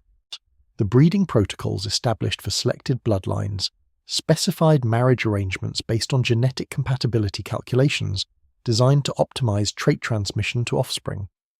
These calculations considered not only the characteristics of immediate marriage partners, but also the genetic contributions of their respective family networks, extending back multiple generations. The protocols prohibited marriages between close relatives to maintain genetic diversity, while encouraging unions between families carrying complementary trait profiles. Administrative records document formal marriage contracts, specifying genetic obligations and expectations for offspring characteristics, treating bloodline management as a systematic eugenic program. The training programs established for children born into selected bloodlines began in early childhood and continued throughout their lives, ensuring that genetic potential was fully developed through appropriate education and experience. The curriculum included advanced instruction in mathematics, astronomy, linguistics, medicine, engineering, and what the texts term divine procedures, referring to specialized knowledge systems requiring both genetic predisposition and extensive training for successful mastery. Students demonstrating exceptional capabilities received additional specialized training preparing them for leadership roles within the knowledge preservation network. The Royal Cemetery at Ur provides physical evidence of the bloodline selection program through analysis of burial practices and grave goods demonstrating clear hierarchical distinctions based on genetic rather than purely political factors. Tombs designated for individuals of divine blood contain preservation techniques and burial equipment, differing substantially from normal royal burials. These special burials included mummification procedures preserving genetic material, crystalline containers maintaining biological specimens, and metallic devices apparently designed for post-mortem communication with the deceased. Queen Puabi's tomb exemplifies these special burial practices through its inclusion of equipment exceeding normal funerary requirements, including devices for astronomical calculation, chemical apparatus for biological preservation, and communication equipment enabling contact with external sources. The excavation of Queen Puabi's tomb by Leonard Woolley in 1927 revealed burial practices that conventional Egyptology cannot fully explain using documented ancient Mesopotamian funerary traditions. The mummification procedures employed on Puabi's remains utilized chemical compounds and preservation techniques that more closely resemble Egyptian practices than typical Mesopotamian burial customs. Chemical analysis of residues from preservation materials revealed compounds including natron salts, cedar oil, myrrh resin, and metallic salts, creating antimicrobial environments that prevented decomposition. The sophistication of these preservation methods suggests access to advanced chemical knowledge and deliberate efforts to maintain genetic material in recoverable condition. The crystalline containers discovered within Puabi's tomb were constructed from large quartz crystals that had been hollowed through precision drilling and polishing techniques, creating hermetic storage vessels. These containers held biological specimens including tissue samples, hair, and what appeared to be prepared genetic material sealed in conditions preventing degradation. Modern analysis of residual materials from these containers revealed traces of preservative solutions containing chemical stabilizers that modern molecular biology recognizes as effective for long-term DNA preservation. The inclusion of such sophisticated biological preservation equipment in a burial context suggests that maintaining genetic material for future recovery was considered essential for individuals of divine bloodline. The metallic devices found in Puabi's tomb included objects that conventional archaeology interprets as ceremonial items, but which demonstrate design features suggesting functional technological purposes. One particularly enigmatic device consists of a complex assembly of gold, silver, and copper components, arranged in geometric configurations incorporating crystalline elements and what appear to be electromagnetic coils. The device shows evidence of careful manufacturing using precision metalworking techniques including wire drawing, coil winding, and component assembly requiring specialized tools and technical knowledge. The purpose of this device remains unclear, though its design features show similarities to descriptions in cuneiform texts of equipment used for communication with departed divine authorities. The astronomical calculation devices included in Puabi's tomb demonstrate capabilities far exceeding normal ancient Mesopotamian astronomical instruments. These devices incorporated precisely manufactured bronze gears, calibrated measurement scales, and adjustment mechanisms enabling complex astronomical calculations. One device appears designed specifically for calculating stellar positions, accounting for precessional effects across extended time periods. The presence of such sophisticated astronomical equipment in a burial context suggests that maintaining astronomical knowledge and observation capabilities was considered essential for individuals expected to maintain communication with departed divine sources. The hierarchical distinctions evident in the Royal Cemetery extend beyond individual tombs to encompass systematic differences in burial practices, correlating with documented bloodline classifications. Tombs of individuals identified in cuneiform records as carrying pure divine heritage received the most elaborate preservation treatments and included the most sophisticated technological equipment. Tombs of individuals carrying mixed heritage showed intermediate levels of preservation sophistication and equipment inclusion. Normal royal burials lacking documented divine ancestry contained standard funerary equipment without the specialized preservation and communication devices. This systematic correlation between documented bloodline status and burial treatment provides strong evidence that genetic heritage rather than purely political rank determined access to advanced preservation technologies. The transformation of direct divine governance into human administration required establishment of mystery school traditions preserving and transmitting advanced knowledge while maintaining security against unauthorized access.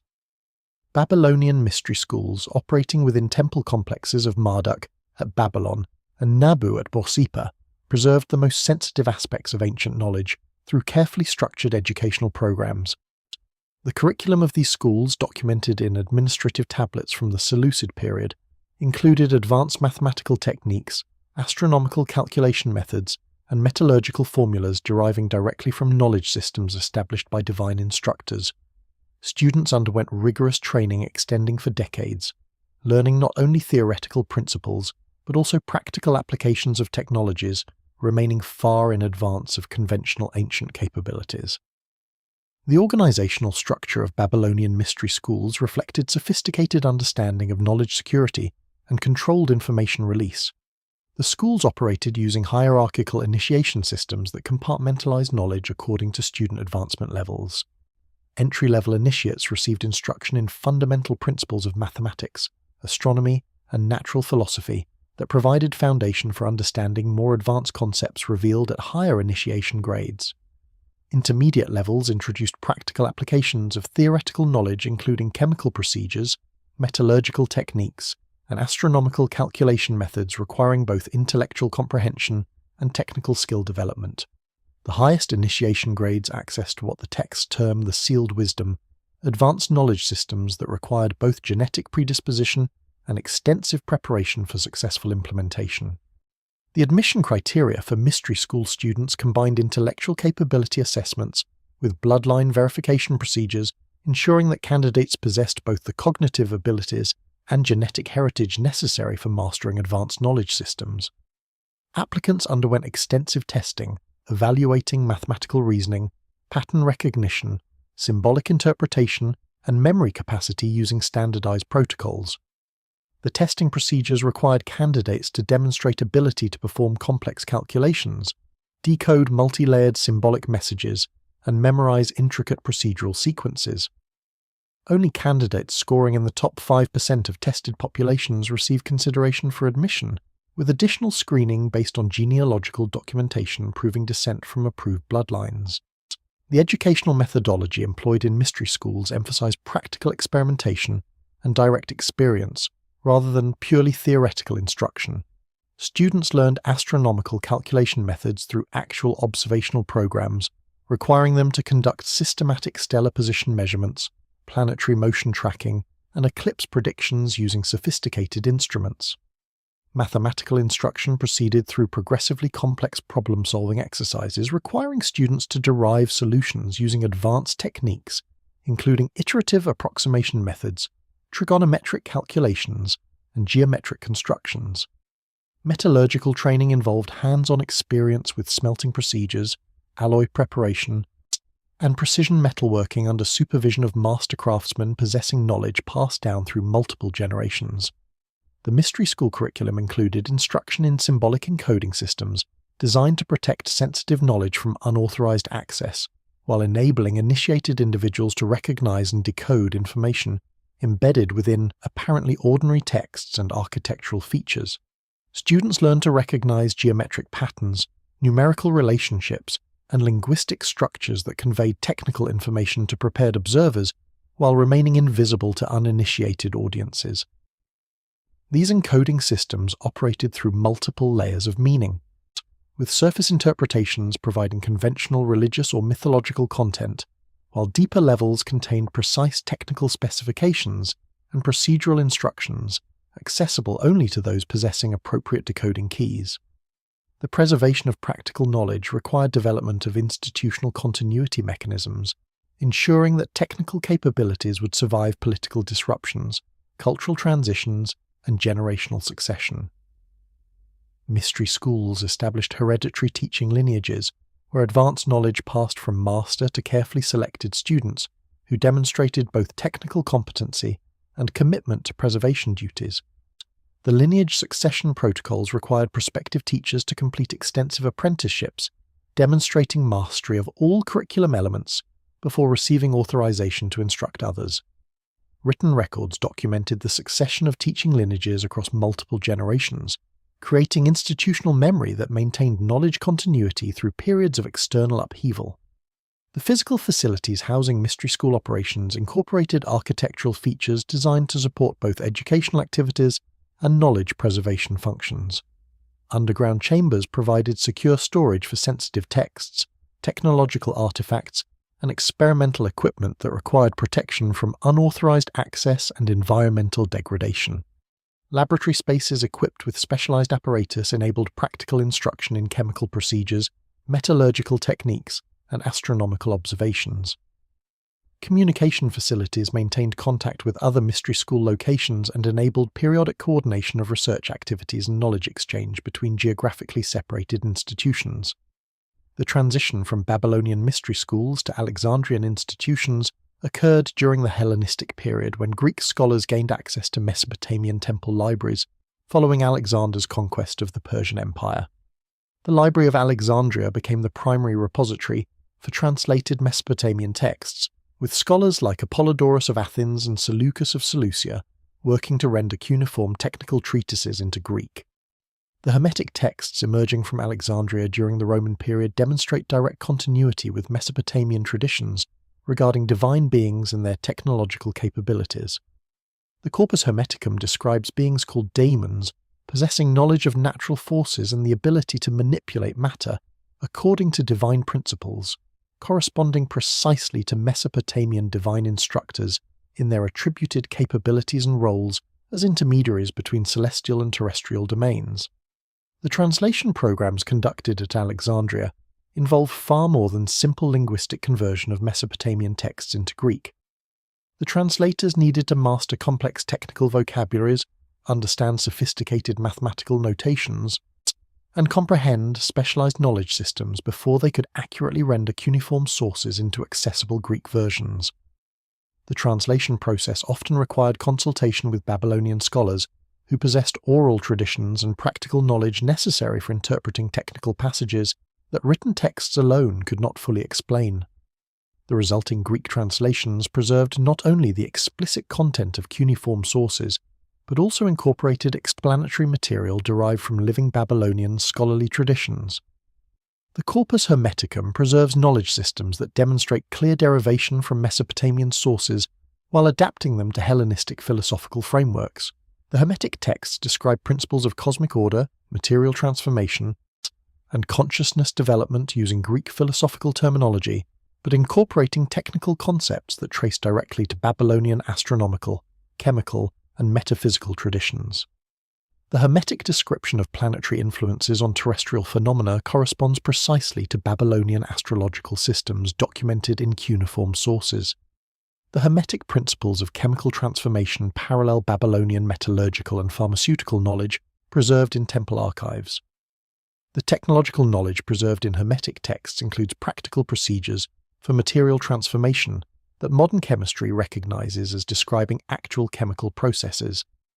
The texts provide instructions for preparing chemical compounds using specific sequences of heating, cooling, dissolution, and precipitation operations that produce predictable results. The procedures specify precise temperature requirements, timing sequences, and material proportions that demonstrate systematic experimentation and empirical knowledge rather than theoretical speculation.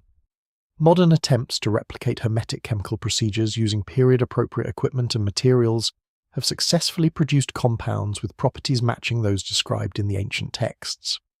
The Hermetic emphasis on achieving gnosis, direct experiential knowledge of divine realities, reflects continuation of Mesopotamian mystery school traditions that valued practical demonstration over purely intellectual understanding. The Hermetic initiation procedures described in texts like the Puabi involve experiential practices designed to induce altered states of consciousness, enabling direct perception of realities normally hidden from ordinary awareness. These practices incorporate breathing techniques, visualization methods, and ritual procedures that parallel Mesopotamian temple practices documented in cuneiform ritual texts. The correspondence between Hermetic and Mesopotamian mystical practices indicates preservation of experiential knowledge systems alongside the technical and theoretical knowledge transmitted through translated texts. The astronomical knowledge preserved in Hermetic texts includes detailed descriptions of planetary movements, stellar configurations, and celestial cycles that derive directly from Babylonian observational astronomy. The Hermetic planetary tables provide accurate predictions of planetary positions using calculation methods identical to those documented in Babylonian astronomical texts.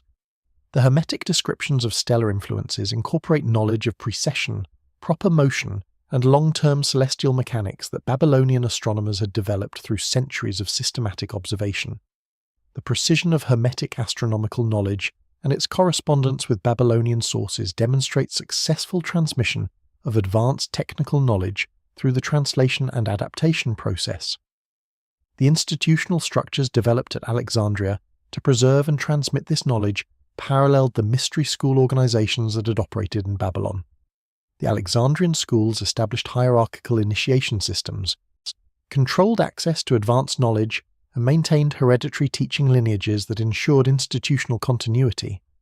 The schools operated within temple complexes dedicated to Serapis and other syncretic deities that combined Greek and Egyptian religious forms, providing institutional cover for knowledge preservation activities while maintaining necessary secrecy regarding the true nature and origins of preserved wisdom.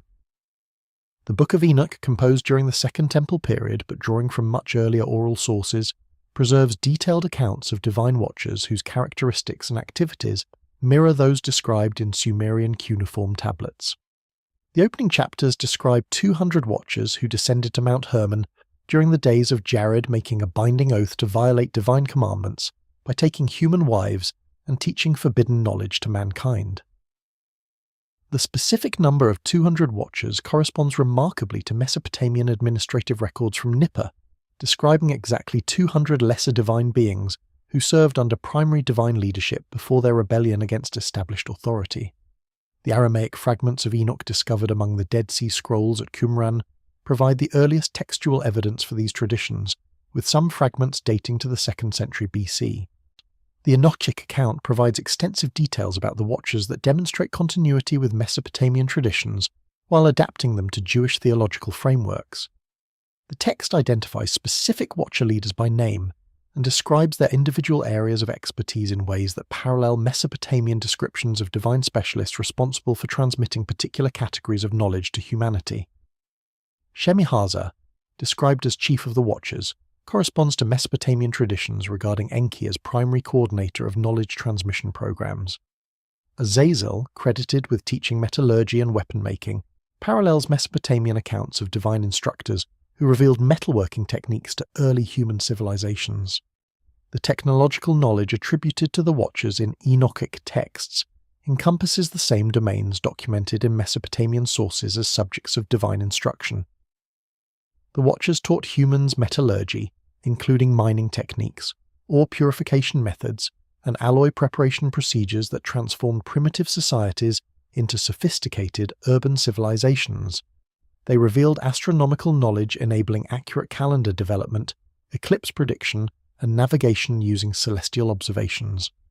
They transmitted pharmaceutical knowledge including plant identification, chemical extraction procedures, and medical treatment protocols for various ailments. The consistency of these knowledge categories across Enochic and Mesopotamian sources indicates preservation of common historical traditions regarding the origins of human technological capabilities. The genetic implications of the Watcher narratives receive extensive attention in Enochic texts through descriptions of hybrid offspring produced by unions between Watchers and human women.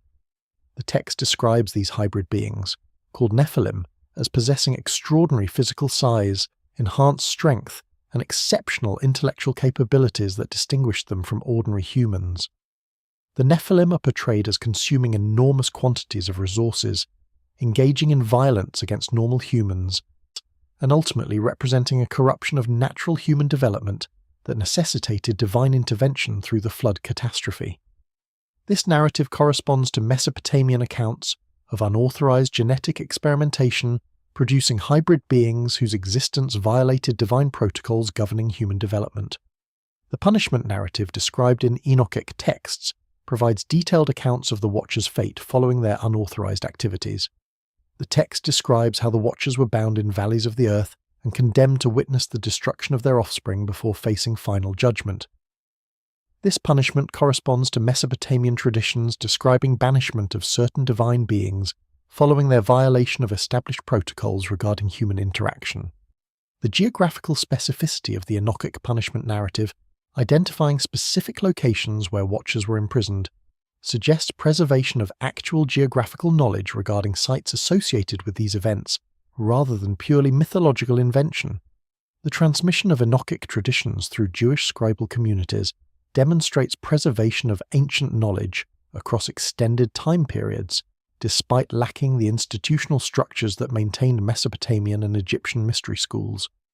The oral traditions underlying the written Enochic texts were maintained through family lineages and community teaching networks that passed knowledge from generation to generation. The eventual composition of written versions during the Second Temple period occurred when Jewish communities felt threatened by cultural assimilation and sought to codify their distinctive traditions in permanent written form. The discovery of Enochic fragments at Qumran demonstrates that these texts were valued and preserved by communities committed to maintaining ancient wisdom traditions. Archaeological surveys of Mount Hermon, located on the border between modern Lebanon and Syria, have revealed extensive remains of ancient religious installations including massive stone circles and megalithic structures predating known historical settlements in the region. The summit contains ruins of a temple complex exhibiting construction techniques similar to those found at Mesopotamian sites associated with divine governance. Foundation stones, some weighing over 20 tons, are fitted together with precision requiring advanced engineering capabilities. The orientation of these structures aligns with astronomical phenomena significant in Mesopotamian celestial observations, suggesting coordination between religious activities conducted at Mount Hermon and divine hierarchies described in cuneiform literature. The Mount Hermon archaeological complex extends across multiple elevation levels, from the summit at 2,814 meters down to lower terraces at approximately 2,000 meters elevation. The structures display systematic organization following deliberate architectural planning rather than random accumulation of religious monuments. The summit temple foundation measures approximately 30 meters by 20 meters, with walls constructed from precisely fitted limestone blocks. The construction techniques include the use of interlocking joint systems, carefully leveled foundation platforms, and drainage systems designed to protect the structure from water damage during seasonal snowmelt. The stone circles discovered at various elevations on Mount Hermon demonstrate sophisticated astronomical knowledge incorporated into their design and placement. The larger circle, located at approximately 2,200 meters elevation, measures 64 meters in diameter with standing stones positioned at specific intervals corresponding to significant astronomical angles. Analysis of the circle's orientation reveals alignments with stellar rising positions during specific epochs, with calculations indicating the original construction occurred during a period when stellar positions differed from current configurations due to precessional effects. Computer modeling of historical stellar positions suggests the circle was designed to function optimally during a period corresponding to approximately 3200 BC. The astronomical alignments incorporated into Mount Hermon structures correspond precisely to stellar coordinates documented in Mesopotamian departure route texts. The primary temple axis aligns with the rising position of the Pleiades during the vernal equinox as observed from the site's geographical coordinates. Secondary alignments track the positions of Sirius, Canopus, and other stars identified in Babylonian astronomical texts as navigation markers for celestial travel routes. The precision of these alignments and their correspondence with Mesopotamian astronomical knowledge demonstrates coordination between Mount Hermon and Mesopotamian observatory networks. The construction timeline for Mount Hermon structures extends across multiple building phases spanning several millennia. Stratigraphic analysis of foundation deposits and examination of construction technique variations reveals initial construction during the 4th millennium BC, with subsequent renovations and additions continuing into the Roman period. The earliest construction phases utilized megalithic techniques and precision stone-fitting methods that parallel contemporary Mesopotamian temple construction. Later phases incorporated different building methods reflecting changing cultural influences, while maintaining the astronomical alignments established in the original construction. The geographical significance of Mount Hermon extends beyond its archaeological remains to include its strategic position, controlling ancient trade routes between Mesopotamia and the Mediterranean coast. The mountain's elevation provided clear sight lines across vast distances, enabling visual communication with distant locations through reflected light signals. Archaeological evidence includes bronze mirrors and polished stone surfaces positioned to facilitate long-distance optical signaling. The strategic and communication advantages of the Mount Hermon location made it an ideal site for maintaining coordination between Mesopotamian centers and Mediterranean coastal settlements. The convergence of flood narratives across ancient civilizations reveals a catastrophic event so profound it fundamentally altered human consciousness and technological development. The Sumerian account of Ziusudra, preserved in fragmentary tablets from Nippur dating to approximately 2100 BC, provides the earliest written record of this global catastrophe. The cuneiform text describes Ziusudra as a priest-king of Shurupak who received direct warnings from Enki about an impending deluge designed to eliminate human civilization. Unlike later flood narratives emphasizing divine wrath, the Sumerian version presents the catastrophe as a calculated decision by the divine council to reset human development after unauthorized genetic experimentation had corrupted the original human template.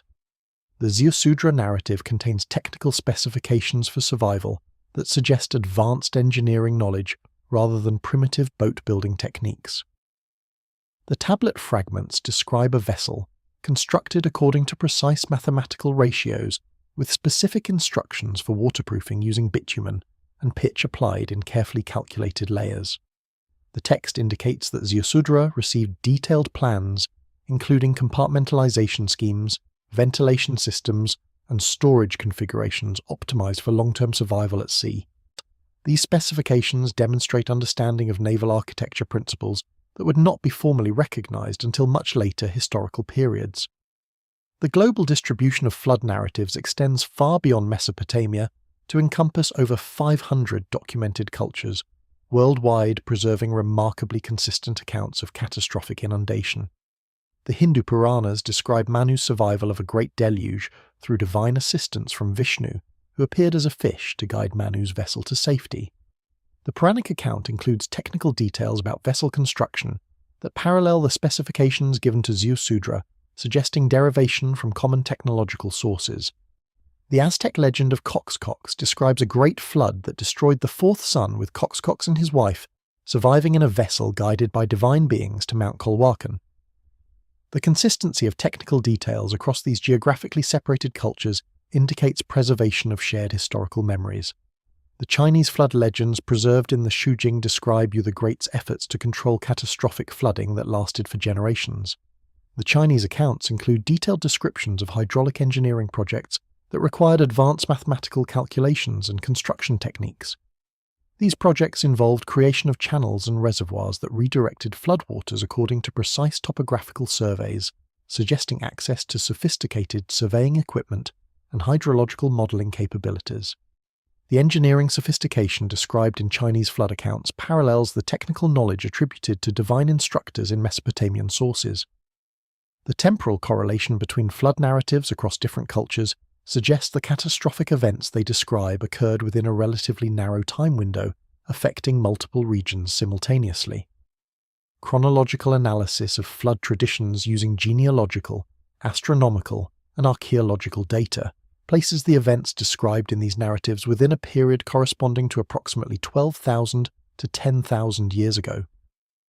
This temporal range corresponds precisely to the Younger Dryas climate event, documented in geological records as a period of dramatic environmental disruption affecting global climate patterns and sea levels. Archaeological evidence for catastrophic flooding in Mesopotamia during the early 3rd millennium BC provides physical confirmation of textual accounts.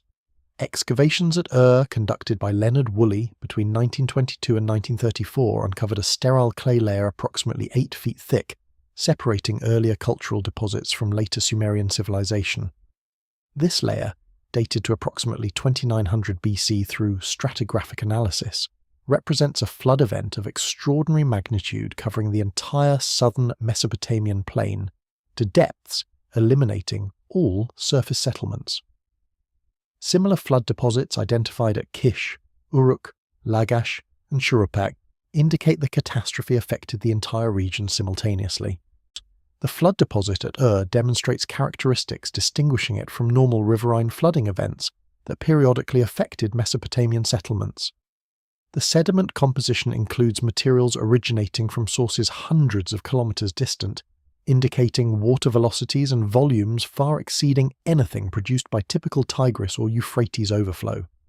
Chemical analysis of the clay reveals mineral signatures matching geological formations in the northern Zagros Mountains, suggesting that floodwaters transported massive quantities of material across the entire Mesopotamian basin. The uniformity of the deposit thickness across the excavated area indicates sustained inundation rather than brief surge flooding, with calculations suggesting the waters remained at peak levels for an extended period before gradually receding. The sterile nature of the flood layer provides crucial evidence regarding the catastrophe's magnitude and duration. Unlike typical flood deposits that contain organic materials, artifacts, and cultural debris mixed with sediments, the flood layer consists of pure clay virtually devoid of inclusions. This sterility indicates that the floodwaters completely scoured the landscape of all surface materials before depositing the clay layer during the recession phase. The absence of any human remains, structural debris, or cultural artifacts within the flood layer suggests that the event eliminated all traces of prior occupation across the affected region. The stratigraphic position of the flood layer reveals significant cultural discontinuity between pre-flood and post-flood occupations at and other affected sites. The settlements existing before the flood showed architectural styles, pottery types, and technological characteristics that differed markedly from those appearing in the layers immediately above the flood deposit. This cultural break suggests that the catastrophe disrupted population continuity and required either migration of new populations into the region or fundamental reorganization of surviving communities.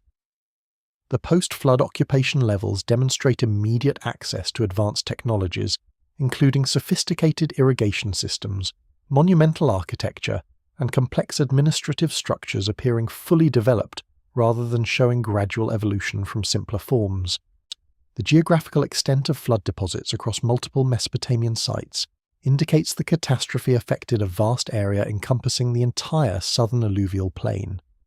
Excavations at Kish revealed a flood layer approximately 5 feet thick occurring at the same stratigraphic position relative to cultural sequences as the Ur deposit. At Shuruppak, the ancient city specifically named in flood narratives as Ziusudra's home, excavations uncovered a flood layer exceeding 6 feet in thickness.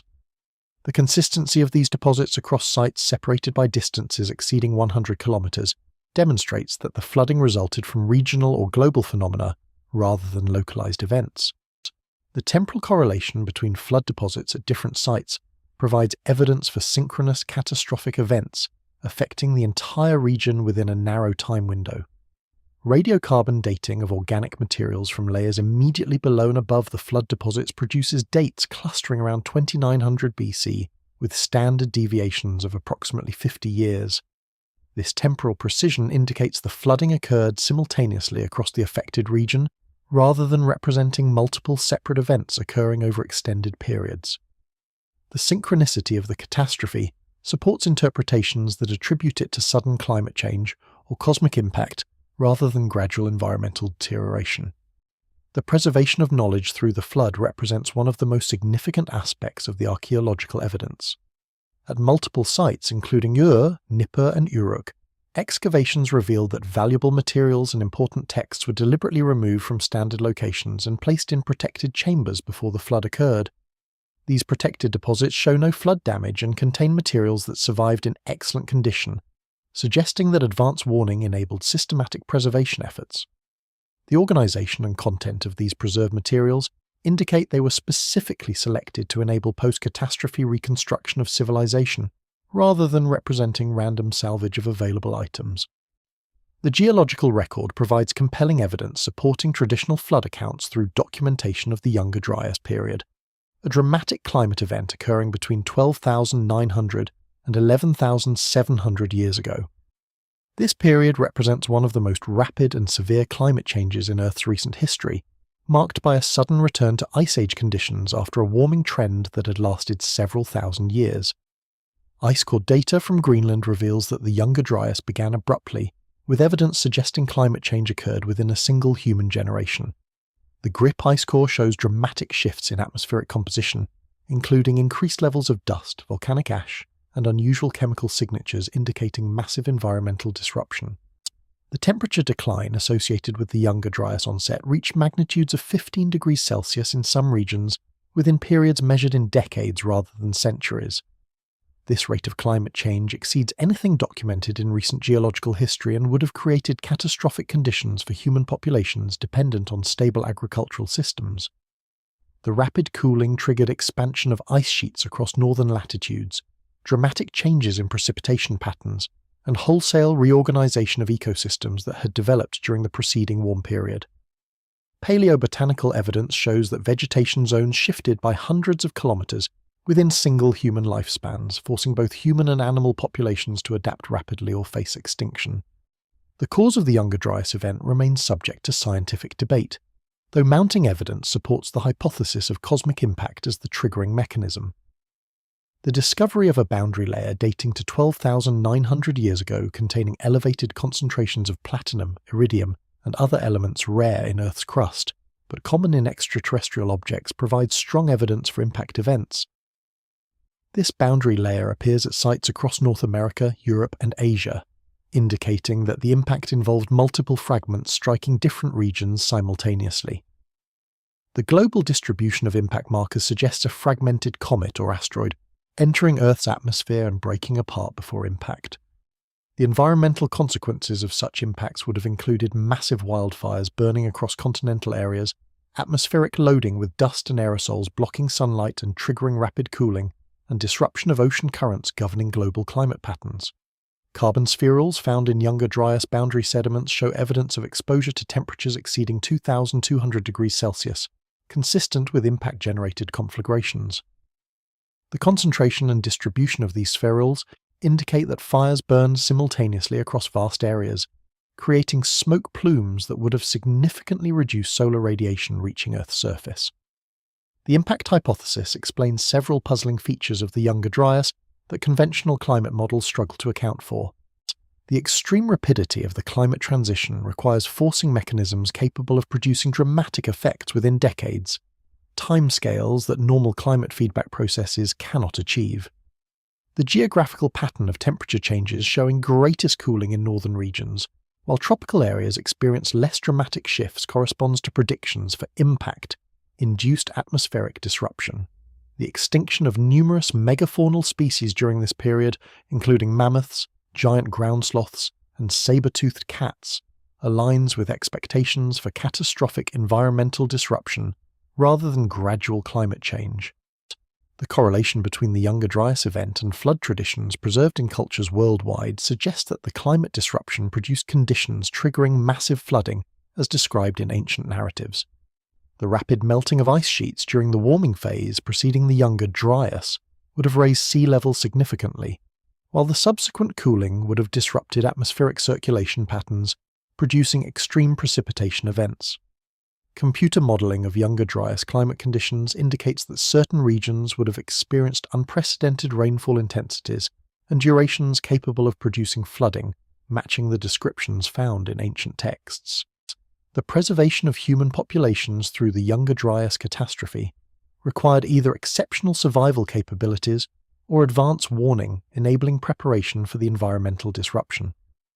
Archaeological evidence from sites occupied continuously through the Younger Dryas period shows that surviving populations possess sophisticated technological capabilities, including advanced tool manufacturing, organized food storage systems, and knowledge of preservation techniques enabling them to weather extended periods of environmental stress. The sudden appearance of agricultural practices and permanent settlements immediately following the Younger Dryas suggests that survivors possessed knowledge systems enabling rapid establishment of food production systems once climate conditions stabilized. Sumerian prophetic literature from the later 3rd dynasty of Ur periods reveals development of sophisticated predictive systems based on cyclical time concepts, anticipating divine return without requiring continuous technological monitoring. These prophetic texts, preserved in temple archives across Mesopotamia, demonstrate mathematical precision in calculating future time periods when divine return would become possible based on astronomical cycles, terrestrial conditions, and what the texts describe as the completion of human preparation phases. Tablet CBS 29847 from the University of Pennsylvania collection contains the most comprehensive prophetic framework for divine return, written in archaic Sumerian with mathematical notations employing base 60 calculations extending across multiple millennia.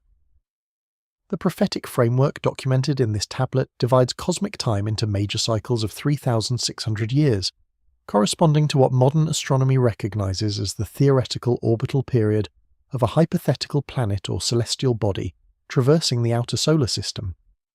The text describes these major cycles as representing complete circuits of the celestial journey undertaken by divine beings, with specific return windows occurring when astronomical conditions create optimal configurations for interplanetary or interdimensional travel.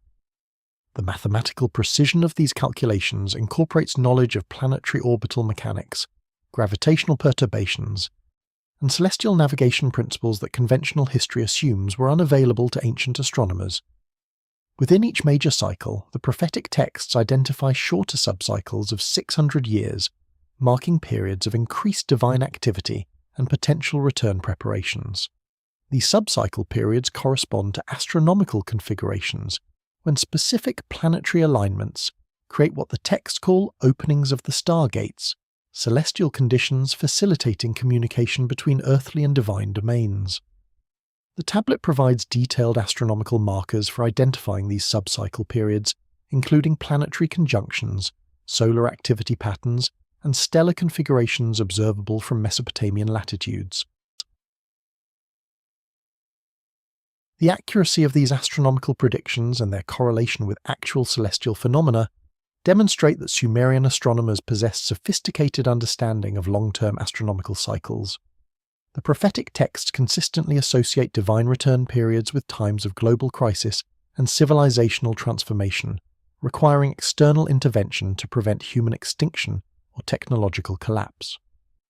The descriptions of crisis conditions include specific measurable indicators such as population decline thresholds, agricultural failure percentages, warfare intensity levels, and environmental degradation markers that would trigger intervention protocols. The precision of these crisis indicators suggests they were established as operational guidelines for determining when return activities would become necessary, rather than representing vague prophetic speculation. The establishment of ongoing communication protocols represented a crucial component of the prophetic framework. The texts describe technical procedures for maintaining contact between departed divine authorities and human administrators through precisely timed transmissions using specialized equipment installed at designated sacred sites. These communication protocols specified astronomical timing requirements, equipment operation procedures, and verification methods for confirming transmission authenticity. The protocols included contingency plans for maintaining communication if primary systems failed, and procedures for gradually releasing archived knowledge as human civilization developed the capacity to utilize it effectively. The prophetic text describes specific global conditions that would trigger divine return, including environmental catastrophes, technological failures, and social collapses exceeding human capabilities for resolution. Climate change indicators receive particular attention as environmental factors that could necessitate divine intervention. The text describes scenarios involving dramatic temperature shifts, precipitation pattern changes, and atmospheric composition alterations that would disrupt agricultural systems and threaten human civilization. These environmental predictions include specific measurements and timelines demonstrating sophisticated understanding of climate dynamics and long-term environmental monitoring capabilities. The social breakdown criteria described in prophetic texts include specific indicators of governmental failure, religious corruption, and moral decay that would justify divine intervention. These indicators encompass measurable factors such as crime rates, economic inequality levels, and institutional corruption percentages that could be objectively assessed to determine whether intervention thresholds had been reached. The systematic nature of these criteria suggests they were designed as practical evaluation tools rather than subjective moral judgments, enabling consistent assessment of conditions warranting return activities. Recent archaeological discoveries continue to reveal new connections between ancient Near Eastern civilizations and their shared knowledge frameworks, providing physical evidence for transmission of information systems across cultural boundaries. The 2019 discovery of previously unknown chambers beneath the Giza Plateau represents one of the most significant recent finds related to continuing divine influence. Ground-penetrating radar surveys revealed extensive underground complexes extending far beyond known pyramid structures. Initial exploration of accessible chambers uncovered technological artifacts demonstrating construction techniques and material science capabilities exceeding documented ancient Egyptian achievements. The Giza underground chambers revealed by Scan Pyramids project surveys extend approximately 80 meters below the pyramid foundations and cover horizontal areas exceeding 2,000 square meters. The chamber dimensions and organizational layout match specifications found in Mesopotamian archive facility documentation, indicating application of standardized design principles across different cultural centers. The construction techniques employed in excavating these chambers demonstrate engineering capabilities that conventional Egyptology cannot explain using documented ancient technologies. The precision of rock cutting, the sophistication of ventilation systems, and the integration of environmental controls all exceed what should have been possible using tools and methods available to Old Kingdom builders. The technological artifacts discovered within accessible portions of the Giza chambers include crystalline devices, metallic instruments, and mechanical assemblies demonstrating manufacturing precision comparable to modern standards. Chemical analysis of metallic components revealed alloy compositions incorporating elements including titanium, molybdenum, and rare earth metals that ancient Egyptian metallurgy supposedly could not produce. The crystalline devices show evidence of precision optical grinding and polishing techniques, creating surfaces with tolerances measured in wavelengths of light. These manufacturing capabilities require machine tools and quality control procedures that conventional archaeology assumes were unavailable to ancient civilizations. The discovery timeline for underground facilities at archaeological sites worldwide shows an accelerating pattern of revelations challenging conventional historical understanding. Between 2010 and 2020, ground-penetrating radar surveys, LIDAR mapping, and other remote sensing technologies identified previously unknown underground structures at sites in Turkey, Peru, Cambodia, Mexico, and numerous other locations. These discoveries demonstrate that major archaeological sites contain far more extensive underground components than surface remains suggest, with the underground facilities often displaying more advanced construction techniques than visible surface structures. The coordination between recently discovered underground facilities at geographically separated sites becomes apparent through architectural analysis, revealing shared design principles, construction techniques, and functional organizations. Chambers discovered beneath Göbekli Tepe in Turkey show layout patterns matching those found in Mesopotamian archive complexes. Underground structures at Sacsayhuaman in Peru employ stone-fitting techniques identical to those used in Egyptian precision construction. The global distribution of these similar architectural features indicates that knowledge preservation networks established during ancient periods extended far beyond single cultural regions to encompass worldwide coordination of monitoring and communication facilities. The technological sophistication revealed by recent discoveries has prompted re-examination of artifacts and structures that conventional archaeology had previously dismissed as purely ceremonial or religious in function. Objects long interpreted as cult implements or decorative items are being recognized as potential technological devices when examined using modern analytical techniques. Architectural features assumed to be symbolic or aesthetic elements reveal functional purposes when analyzed for acoustic properties, electromagnetic characteristics, or astronomical alignments.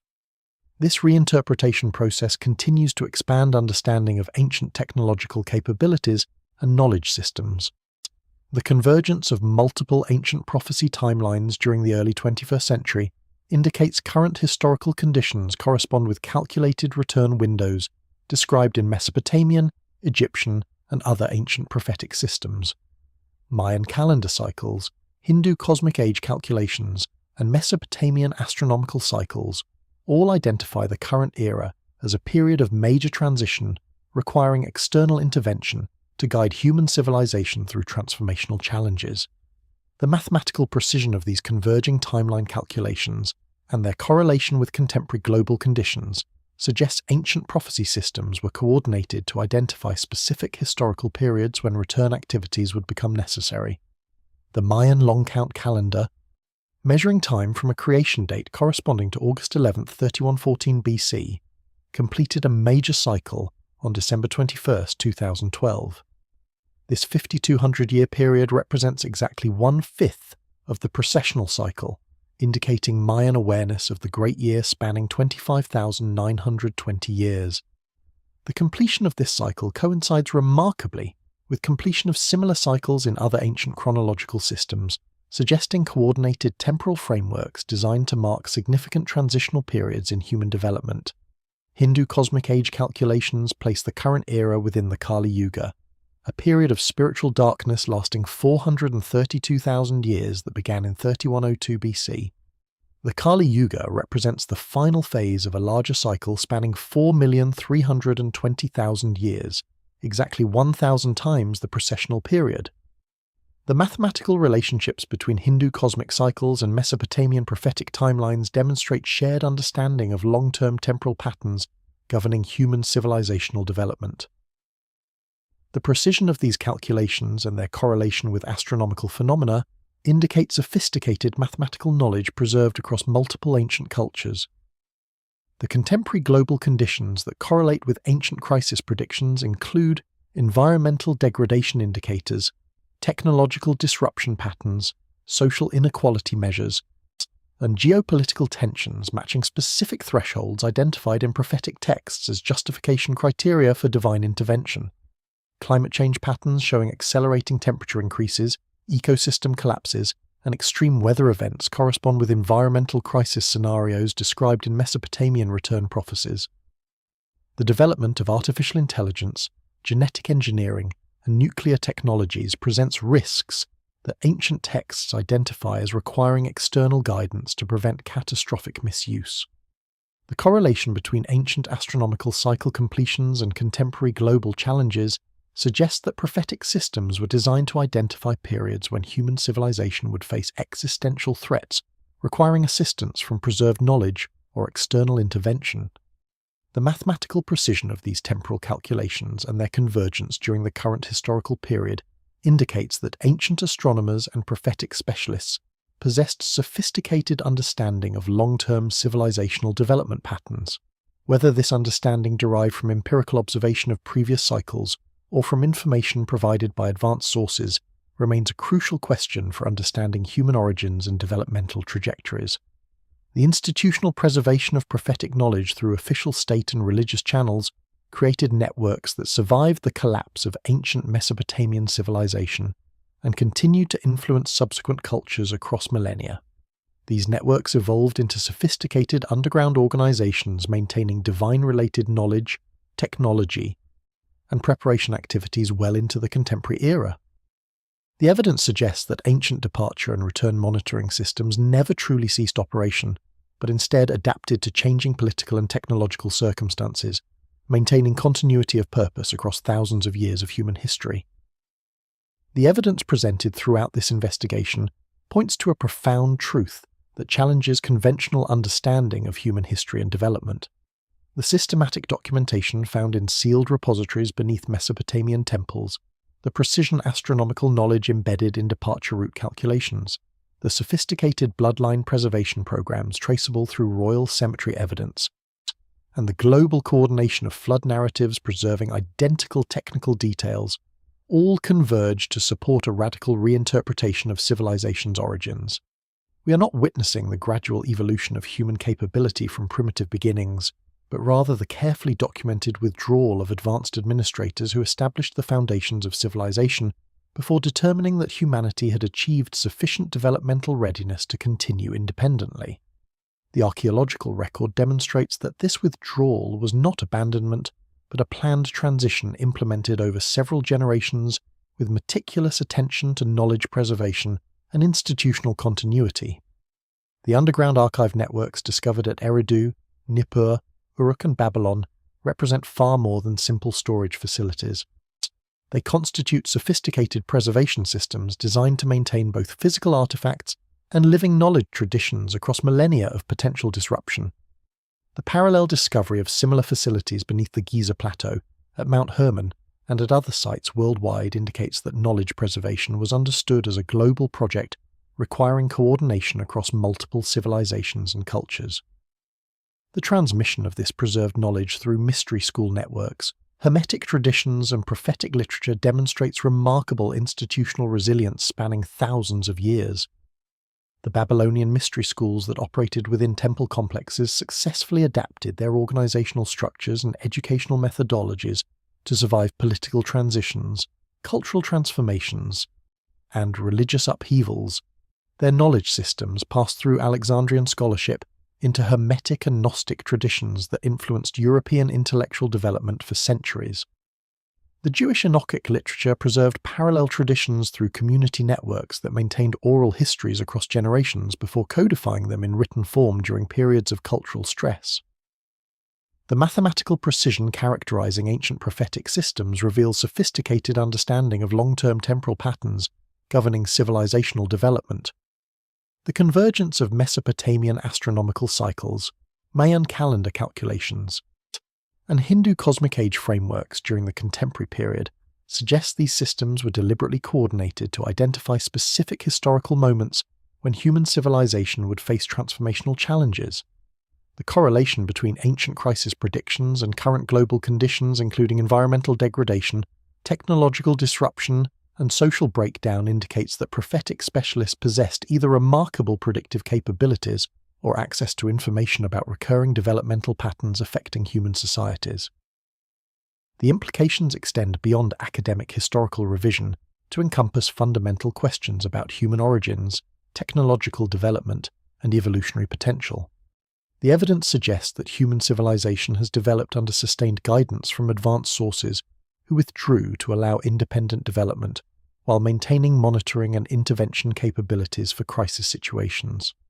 the technological artifacts demonstrating capabilities far exceeding documented ancient achievements, the astronomical knowledge requiring observational programs spanning centuries, and the genetic markers distinguishing certain bloodlines from general populations all point toward direct intervention in human development by beings possessing capabilities that conventional history cannot accommodate within its explanatory frameworks. As we stand at the threshold of capabilities that could either elevate humanity to unprecedented heights or precipitate another civilizational collapse, the lessons preserved in ancient texts and archaeological records become crucial for our survival and continued evolution. The cyclical patterns documented in these sources warn against the hubris of assuming that technological capability alone ensures civilizational success.